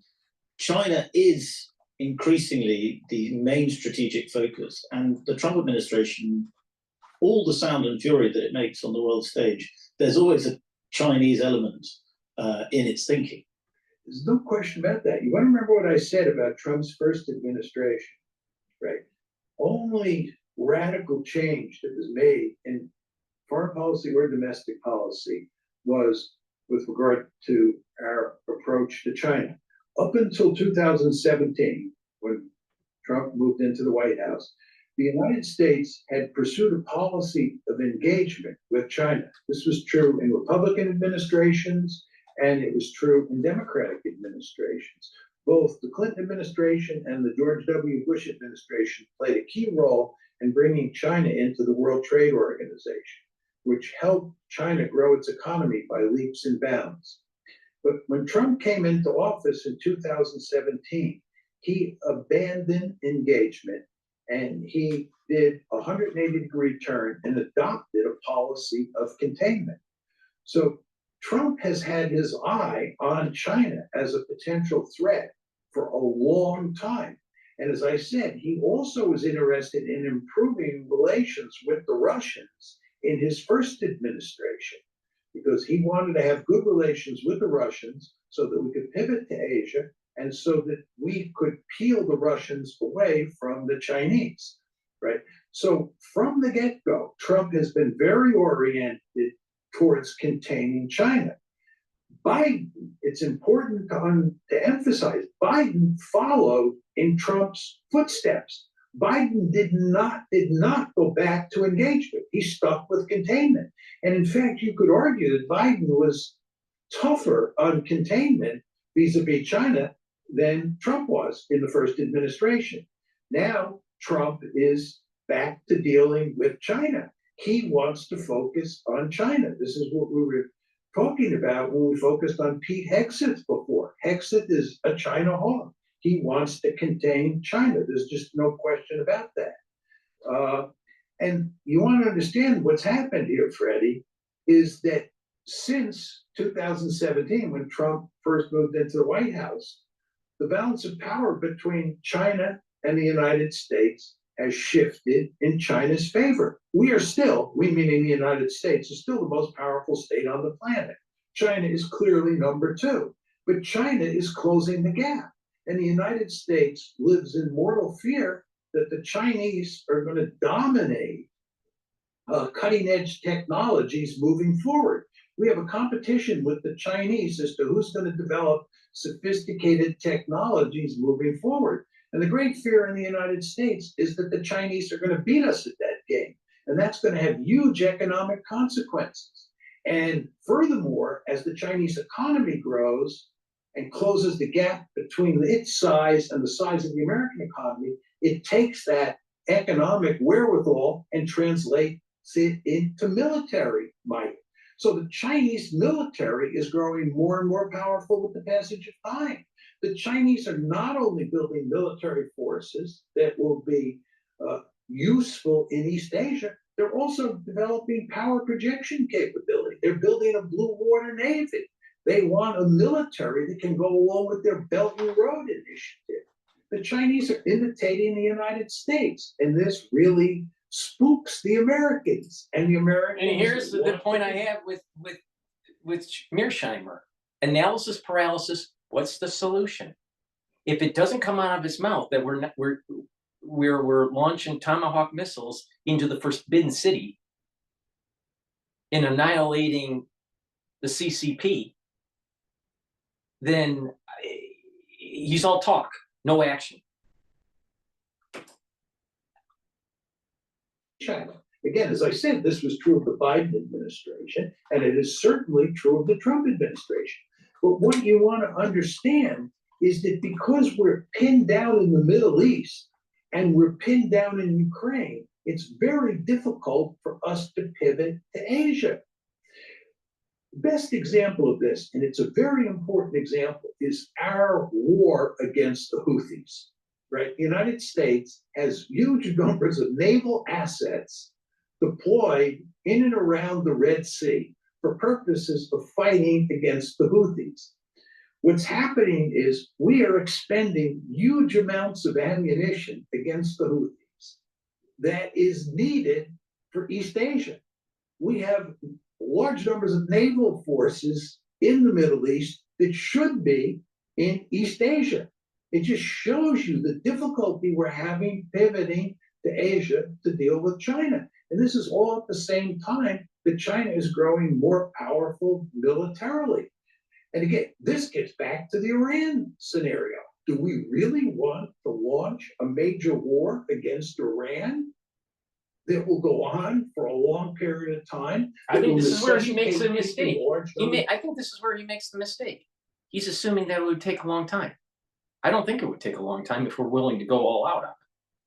Second, I don't think that the actual secular side of the secular part of society with Iran will galvanize and support the Ayatollah. I think the quite opposite. So the fall of Iran, the fall of their theocracy, probably will be quick. I don't think it would be drawn out. It's just that the United States is afraid. I think his assessment's wrong. American forces in the Middle East for a long period of time, when we have to be principally concerned with East Asia and containing China. And of course, the answer to that is no. I think what you... We're Phoenix Energy, a family-owned oil company focused on unleashing American oil from North Dakota and Montana. We've already sold over... I think what you, in relation to China, I think what you're talking about there is what people in your world call the Thucydides trap, which I believe was Allison's term, was it originally? That two superpowers cannot really exist together, or at least one superpower cannot replace another superpower without there being a major war. Do you think that trap has inevitably been sprung, is springing? Is it is a major conflict between China and America inevitable? Let me tell you what my basic argument here is. The Thucydides trap is an argument that Graham Allison laid out, which is different than mine. My argument is that any great power in an ideal world wants to dominate its region. It wants to be a regional hegemon. It wants to be by far the most powerful in its region of the world. And it also wants to make sure that it does not have a peer regional hegemon. The United States is the only regional hegemon in modern history. We dominate the Western Hemisphere. There is no threat to the United States from any other country, military threat, from any other country in the Western Hemisphere. We are a regional hegemon. At the same time, we go to great lengths to make sure that there is no other regional hegemon, either in Europe or in East Asia. Therefore, we went to great lengths to help defeat Imperial Germany, Nazi Germany, Imperial Japan, and the Soviet Union. We played a key role in putting all four of those countries on the scrap heap of history because the United States does not tolerate peer regional hegemons. The problem that we face with China is because it's so powerful, it threatens to dominate all of Asia the way we dominate the Western Hemisphere.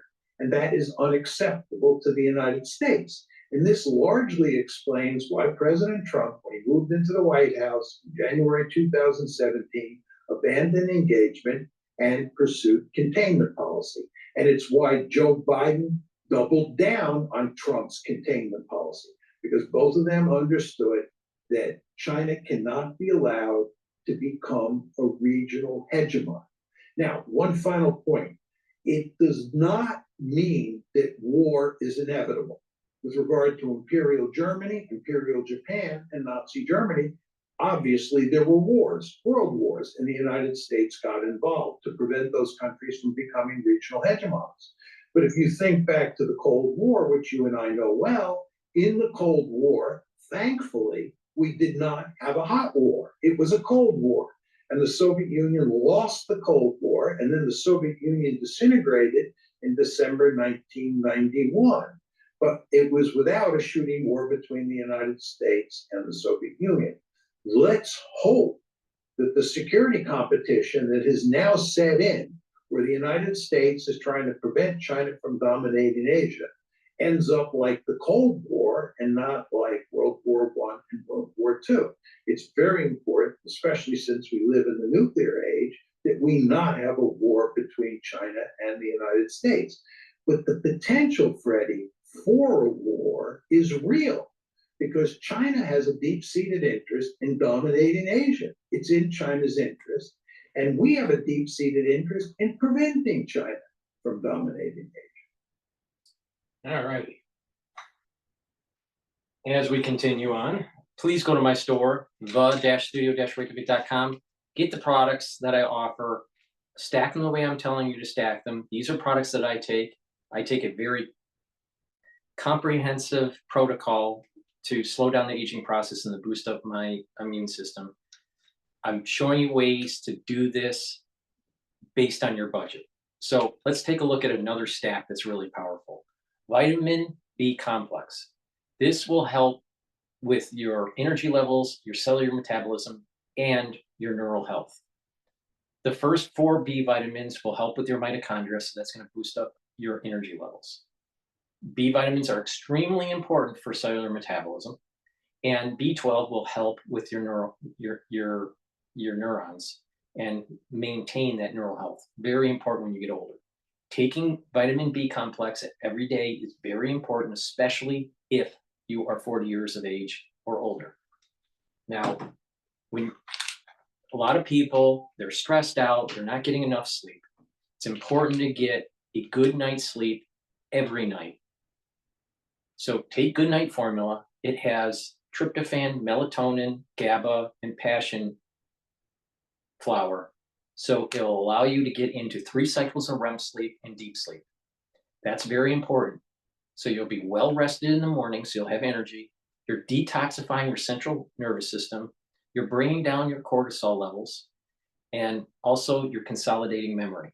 Very important to do that every day.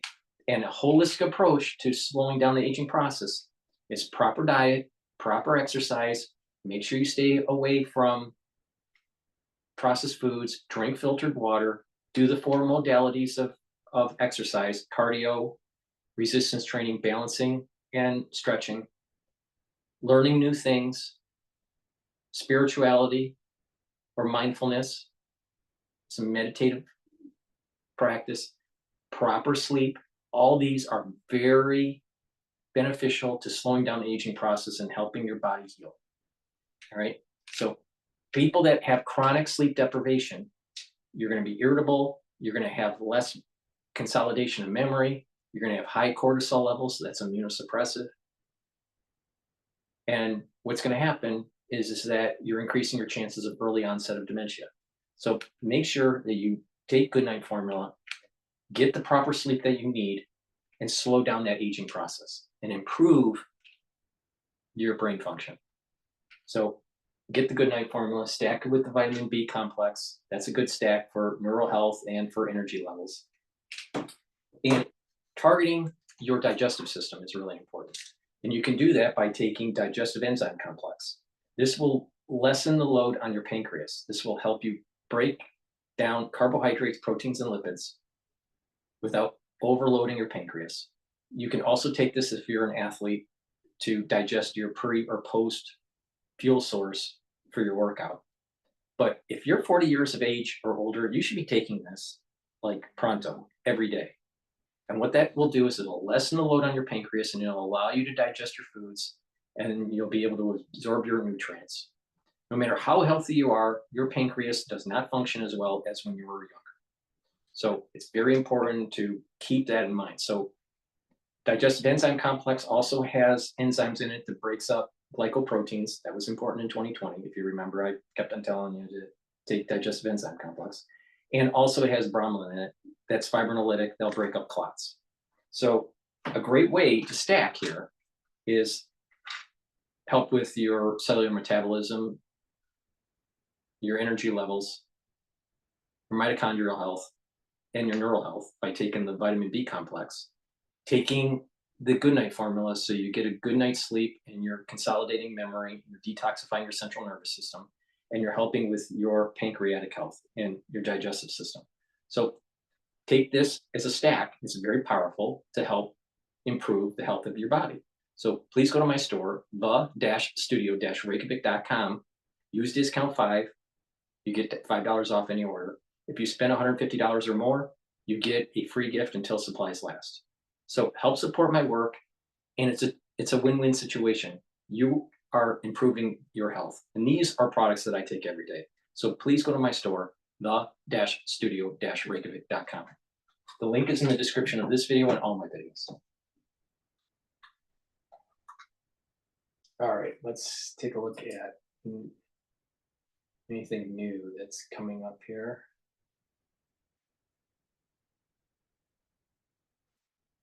Let's go to CNN. They're talking about GOP amps up Trump impeachment talk.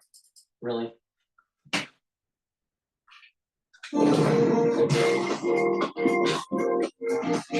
solid game plan can make all the difference in ensuring a safe and enjoyable trip. That's where float plans come. We've already seen this. They've already tried it twice. I'm certain they would try it again. President Trump won't be on the ticket in the 2026 midterms, so GOP leaders are discussing ways to turn out the MAGA faithful. One way to do that, talk up the prospects that Trump could be impeached for a record 3rd time if Democrats take back the House, even though Democratic leaders are so far wary of doing so. My new reporting this morning, my colleague Sarah Ferris details how Trump and GOP leaders are plotting their midterm strategy, trying to woo key candidates, including Governor Brian Kemp for a Georgia Senate run. But not all Republicans think the strategy of talking up a potential Trump impeachment is enough to win. If the Republican campaign message in the midterms is vote for House Republicans and vote for Republican candidates for Senate, to stop the Democrats from impeaching Trump.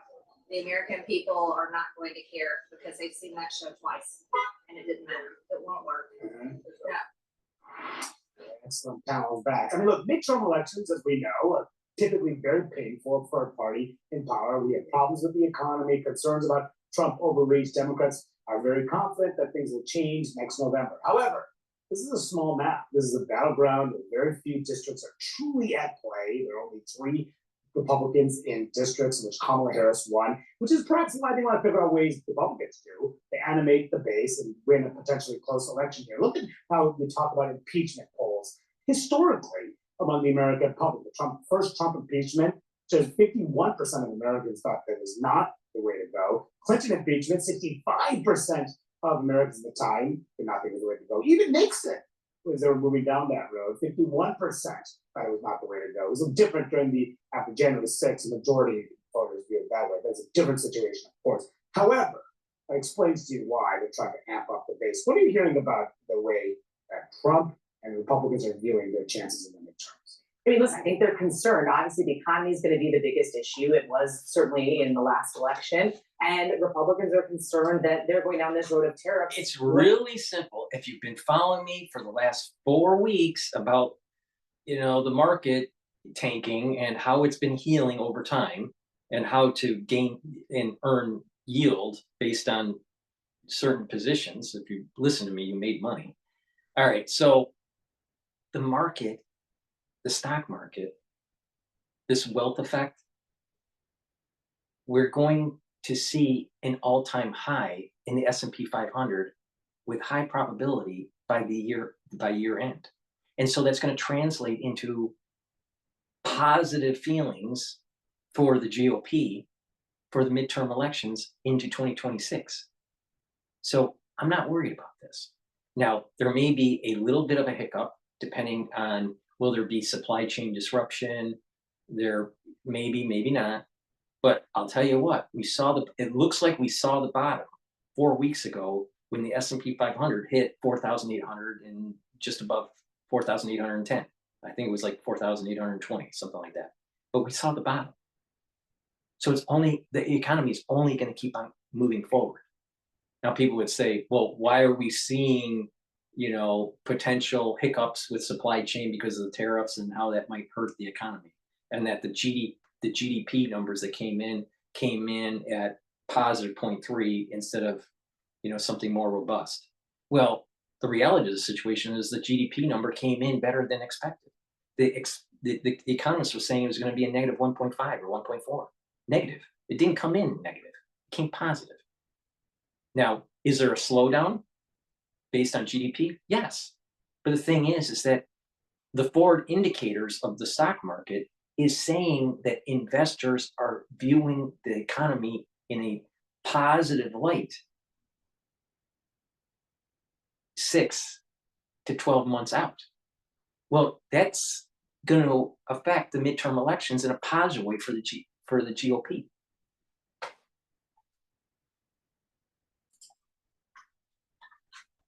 Policies that they're going to be able to do, especially when you look at those creating jobs kind of across the country.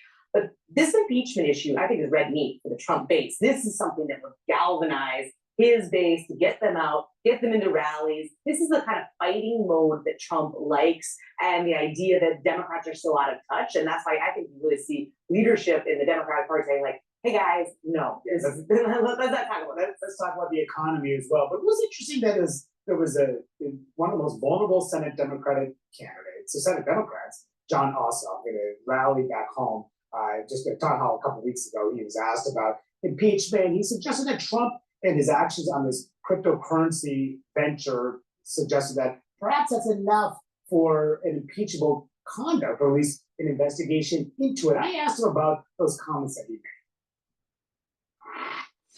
made. It appears that the president's business and family are being personally enriched through this cryptocurrency venture. That kind of misconduct, I think, exceeds. You got the whole Congress, House of Representatives and Senate doing insider trading that's, quote, legal. And there are more, as a percentage of the population, All right, your representatives are supposed to be representing the overall population of their districts. All right. So you would think that the wealth of a congressman or a senator would be about the average to their constituency, maybe a little bit above average, not way above average.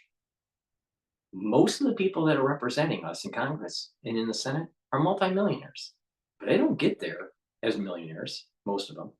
They become millionaires once they're in. It's insider trading because they have insider information and they can legally do this, which I think should be illegal. They should put it in a blind trust. But the thing, the point here is that he is saying that the Trump family is, pay to play and, on the take. What about the Biden family? What about all of our representatives in Congress? All of them in Congress and in the Senate. Bullshit, that's what it is. Virtually any prior standard for that kind of inquiry in the House. It's hard to separate the politics. Republicans already going after them as comments to be on an issue in your campaign. So I stand by those comments 100%. I mean, we should never take impeachment off the table. We should never take where we see law breaking. We should never take accountability off the table. That's the tension. What the Democratic leaders want. AOC, who was a representative in the New York district, looks like she's getting a little unhealthy. So she really should be taking the boomer boost and lose some weight. But we'll talk about that later. Due dates to due dates, and it made me go from weeks behind to weeks ahead of my deadline. You see, I used to just bed rot all day getting nothing done. And that's the tension. What the Democratic leaders want to talk about, and what a lot of members say that they need to hold Donald Trump, what they say, accountable for going beyond the Constitution. It is a tension. On one side, you have this concern in the Democratic Party around them being too cautious and pulling their punches against the Trump administration and really almost a yearning, mostly on the progressive base, for accountability. But on the other side, too, you've had really an inconsistency of what to focus on when it comes to that message. Do you hone in on DOGE efforts, on the economy, on tariffs, on immigration, what have you? And we're seeing the collision of those two sources of anxiety here. Those that want the party to focus on the issues and those that actually see an opening for real accountability. What's absent in all of these conversations, though, is actually putting forth a consistent agenda, a consistent plan that you can rebut against the Trump administration. Can I ask you just about Trump's mindset as we head into the midterms? You're hearing that he's probably going to do a lot of rallies, endorsements. He's very focused on trying to keep the House. What's your expectation of his involvement in the midterms? Because look, Democrats actually would be happy if he was on the campaign trail. They would, and he loves nothing more than being on the campaign trail, right? He loves those rallies and comments like that. What you just played, that is exactly what Trump and his team want to hear. He does best when he's embattled, when he's pushing against something, when he can play the victim and say that he is being targeted. You saw what happened with his numbers. They're looking back at when that first indictment came down and how suddenly he was in the wilderness and then he became the center of gravity for the political universe and really used that and turned it into a galvanizing moment for him. If Democrats continue on this train, you better bet they're going to try to do the same thing. Whether it'll work or not, that's the question. In the meantime, there's a big effort to try to get some. The reality of the situation with Trump, because of his soul root, if you go after him, you're only going to make him stronger. His kryptonite is just ignoring him. But if you go after him, he's a counterpuncher. And I'll tell you, he gains strength. He doesn't lose strength. Please go to my store, the-studio-reykjavik.com. Get the resveratrol. I've been taking resveratrol for decades. This will help to soak up free radicals because it's an antioxidant. It's going to help with your mitochondrial health, boost up those energy levels. It'll help with youthful gene expression and help to get rid of cells that are in senescence. It stacks really well with C60, NAD+, and ubiquinol, even clarity factor. So please take resveratrol, and like I said, stack it with another supplement that I just mentioned to get the max benefits. Very important to be taking resveratrol every day. Now let's talk about the health of your neurons, especially if you're older. Really important to maintain the health of those neurons. Now, it's a holistic approach. It's proper diet, proper exercise, proper supplementation. All right. You need to do all 4 modalities of exercise to help with your neurons. That's cardio to get the blood flow to your brain, resistance training, which will activate certain types of neurons that help to contract the muscle and help with the kinematics. Your stretching will activate a different type of neuron because those neurons are at the end of your muscle. And balancing exercises will help to activate that cerebellum and to help with the kinematics also. But proper supplementation is very important. Take ubiquinol, which is the most bioavailable form of CoQ10 that you can buy. Most people that take CoQ10 are taking the wrong type. You want to take ubiquinol, all right? This is the most bioavailable form of CoQ10 that you can buy. So go to my store and get it. It's the best you can get. You can't get any better than this. So take this every day. It's an antioxidant, so it's going to soak up free radicals. It's going to help with the mitochondrial health, so you're going to have more ATP. That's really important. But it'll also help to support and protect your neurons. Now, NAD+ is a supplement you take to boost up your NAD+ levels. With boosted up NAD+ levels, you're going to have more energy.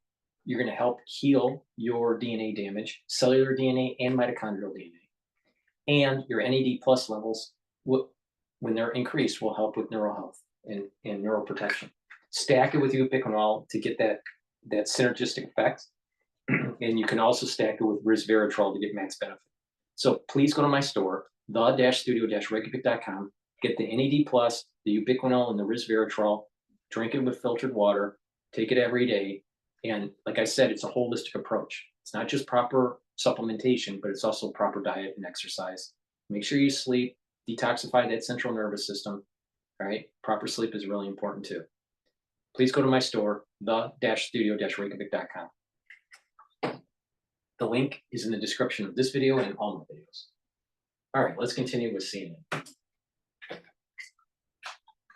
Brian Kemp, the governor of Georgia, John Putin, Senate Majority Leader flew down to Atlanta over the Easter break, did meet with him and Kemp's wife. Also, other senators have been in touch with him. We heard that Trump himself had a conversation with Kemp back in February about the Senate race. There's no commitments made that we're hearing, but given that Kemp did not overturn the election in 2020 and became the whipping boy for Trump for so long, could Trump get behind someone who would be the biggest recruit for the Senate GOP? I mean, what we're hearing from the Trump team is they don't need MAGA acolytes. They need to keep the majority, right? And I think there has been kind of a truce or a willingness to work with John, who clearly wants Brian Kemp to be the candidate. I think the big question here is, does Brian Kemp win? What governor have we ever seen that likes to go into the Senate? The answer is literally zero. Yes, exactly. So does he he looks at what he's been doing in this state there, being able to be the number one kind of office holder in chief to go into the Senate and dysfunction here in Washington. It's a hard sell, I'm sure. If he says no, there'll be a huge black eye in the GOP, sort of giving this push. I do want to turn to another story about Senator John Fetterman. First, I want to show you what he said to me about all this debate. One, about how some on the left are saying that we should rail against an oligarchy, that the United States is being run by an oligarchy, and then two, about some on the left calling for impeachment. Calling it oligarchy, right? Since getting this for Mother's Day, my family's been able to spend so much more time together. Skylight Calendar is the perfect Mother's Day gift, and it really makes me feel seen. No more missing appointments or confusion with my partner. Responsibility just isn't on me. Everyone calling it oligarchy. What do you think? Is that smart politically? Well, I think the vast majority of people may have to Google what that is. Some of these guys on the bus say that if you do get the majority in the House, impeachment should be part of the equation. That's just dumb. I mean, that's not going anywhere. I mean, it's been done twice. So this all came before the story was reported in New York Magazine about John Fetterman's mental health. He's been very public about his struggles with chin in the last year, but this is a new story that just came out on Friday. The headline, all by himself, John Fetterman insists he's in good health, but staffers past and present say they no longer recognize the man they once know. We have reached out to Fetterman's. Well, I think honestly that I believe he had a stroke. I think that's what it was. I'd have to go back and research that, but I thought he had a stroke. But the thing is that he's actually one of the most sensical individuals on the other side of the aisle. He's almost a centrist now. You know, maybe the stroke and the brain damage, you know, helped him. But the reality of the situation is if his staffers are upset with the policies that he's prescribing, or that he is, you know, trying to reach on the other side of the aisle to try to reach some sort of compromise, that's what we need from our representatives. Even if they're on the other side of the aisle, we need compromise in Congress. We need compromise in the Senate.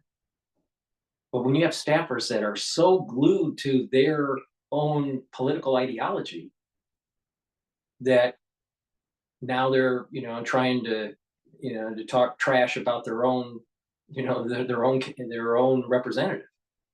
You know what? I think that he actually has grown. I think Fetterman has grown in the position as senator for Pennsylvania. And even though he's on the other side of the aisle as a Democrat and not a Republican, I think that you can at least sit and listen to his logic, all right, on why he is looking at certain policies a certain way. And he's trying to reach compromise. While you have many people on the other side of the aisle that's not willing to try to reach some sort of compromise. There's too much ideology going on in the Democratic Party. Comment. Fetterman did say that He's in good health. He's all right. anything that was amiss, he felt the best version of himself. You interviewed Fetterman when he ran and won his first campaign. What's your reaction to this? Can he survive questions about whether he can continue in office? I mean, I think that the biggest takeaway for me from that story was the lack of transparency. And that was what I initially pushed for in that first interview. We need to really try to understand what is going on, and that's what voters deserve, that's what his constituents deserve. And I think that was the biggest takeaway for me is the amount of sort of obscuring that his team has had to do as he has worked through some of these challenges. Yeah, I mean, I think there's a couple of things here, right? As long as he continues to go and do interviews and he's engaging with the press, I think that kind of tamps down some of the at least public concerns. He did have a couple of his colleagues, both Republicans and Democrats, Senator Welch, he'd written defending him, saying they hadn't noticed any of these challenges as well. And so I think, you know, obviously kind of the Senate famously, they protect their own. Yes. But this is going to be a thread that, you know, he and his staff are going to have to figure out how they're going to answer, because now that this story has run, there's going to be a lot of follow-up. In subsequent election cycles, when it's up for re-election, will he run? Will he face primary from the left, given that he has emerged as this anti-left voice within the See, they're trying to demonize Fetterman within the Democrat camp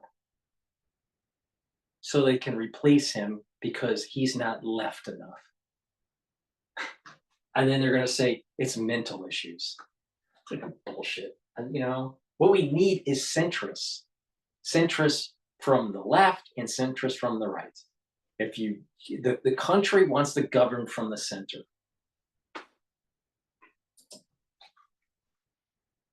Party. All big questions in the week's ahead.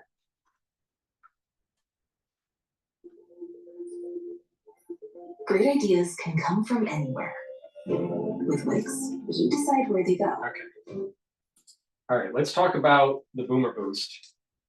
Boomer Boost has 68 nutrients that's going to help to boost up your energy levels and boost up your metabolism. You're going to lose weight. You're going to notice the effects of Boomer Boost within 72 hours. You're going to have a steady burn of energy. You're going to have more vitality. You're going to want to be active. It targets multiple systems, including your heart, your vascular system, your brain function, your musculature, and again, it boosts up your metabolism. Now, it has a very extensive profile for its compound. It's a powder. So take a look on my website in detail on what the compounds are. But like I said, once you start taking this, you're going to notice within 72 hours the benefits. Now, there's a big scooper in here. You take a scooper a day for breakfast or for lunch, not both. Take it with soft foods like hummus, yogurt, maybe even applesauce. You can mix it with filtered water, with milk. Some people put it in a smoothie, but take it every day, breakfast or for lunch. I take it for lunch. Now, again, you have a big scooper here. Take it once a day. Now, what's going to happen is you're going to start noticing much better energy levels throughout the whole day. You're going to be able to concentrate better. You're going to sleep better. And when you start to work out and you do all these different modalities that I've been talking about, you're actually going to recover quicker. All right. You're just going to have more vitality, and it's going to happen quickly. Right. And you're going to be losing weight safely.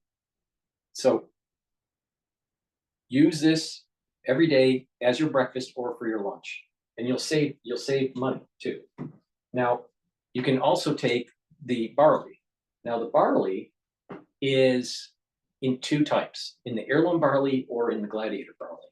So what's the difference? Heirloom barley will help to detoxify your body, bring down inflammation, and soak up free radicals through superoxide dismutase. There's a big scooper in here. Take a half a scoop or a full scoop each day. Mix it with the same way that you would mix the Boomer Boost. You can take it with the Boomer Boost or by itself. It's better if you take it with the Boomer Boost. Now, with the gladiator barley, you get all the benefits of the heirloom barley and the gladiator barley. Detoxify your body, soak up those free radicals, superoxide dismutase, bring down inflammation, but you'll also gain strength, especially when you're doing weight training. So take a big scooper, one scoop or a half a scoop a day. This is a month's supply. And you're going to start seeing your body detoxifying. You're going to have less stress. You're going to build muscle. It's best to mix it, the Boomer Boost with the gladiator barley or the heirloom barley. And it's also going to help to control your A1C levels. That means you're controlling your blood glucose levels. I just gave you a formula. By taking the gladiator barley, the Boomer Boost, or the heirloom barley and the Boomer Boost, to be able to help with your heart health. So you're improving your cardiovascular health. You're improving your brain function. You're improving your musculature. You're revving up your metabolism and losing weight. You're bringing down inflammation, helping your immune system. You're soaking up free radicals. So you're helping your immune system and your cardiovascular system by doing that. You're detoxifying your body. It's a very powerful combo here. And the cost of the Boomer Boost and the barley is cheaper per month than I'm willing to bet that what you're spending on breakfast or lunch for a month. So you're going to lose weight and save money and get healthy. And like I said, with proper supplementation, proper diet, proper exercise, proper sleep, training your mind, learning new things, have some sort of spirituality or meditative practice, you're bringing down that stress in your body's going to heal. You're going to have more vitality. You're going to slow down the aging process. You're going to improve your immune system and your brain function and your other bodily systems. So please go to my store, the-studio-reykjavik.com, get the Boomer Boost and the gladiator barley or the heirloom barley, stack them together, and it's a very powerful stack. So please go to my store, the-studio-reykjavik.com, get healthy. I want in 2025 for you to get healthy. All you have to do is go to my store, the-studio-reykjavik.com, use discount 5 or purchase some of the anti-aging or longevity boxes that are at discounts, and take these supplements the way I've told you to in the stack, and you're going to see huge improvements in your health. All right. And you'll get compound effects. And I have very high quality products. And like I said, this is what I take. Right? I take a lot of stuff. Now, not everybody can afford that. I get it. And that's the reason why I keep on telling you how to stack them in an affordable way to target certain systems. Please go to my store, the-studio-reykjavik.com. With that, that's the end of the transmission today. Thank you for the ones that have been following me throughout this transmission on YouTube with the live stream, and the ones that have been listening through X Spaces. I greatly appreciate it. And I'm going to be doing another transmission tomorrow going over the market, but please help support my work.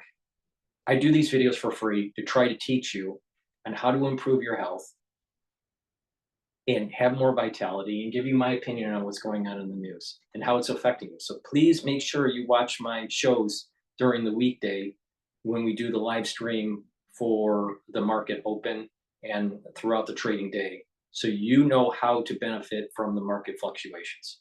Thank you for listening and have a nice day.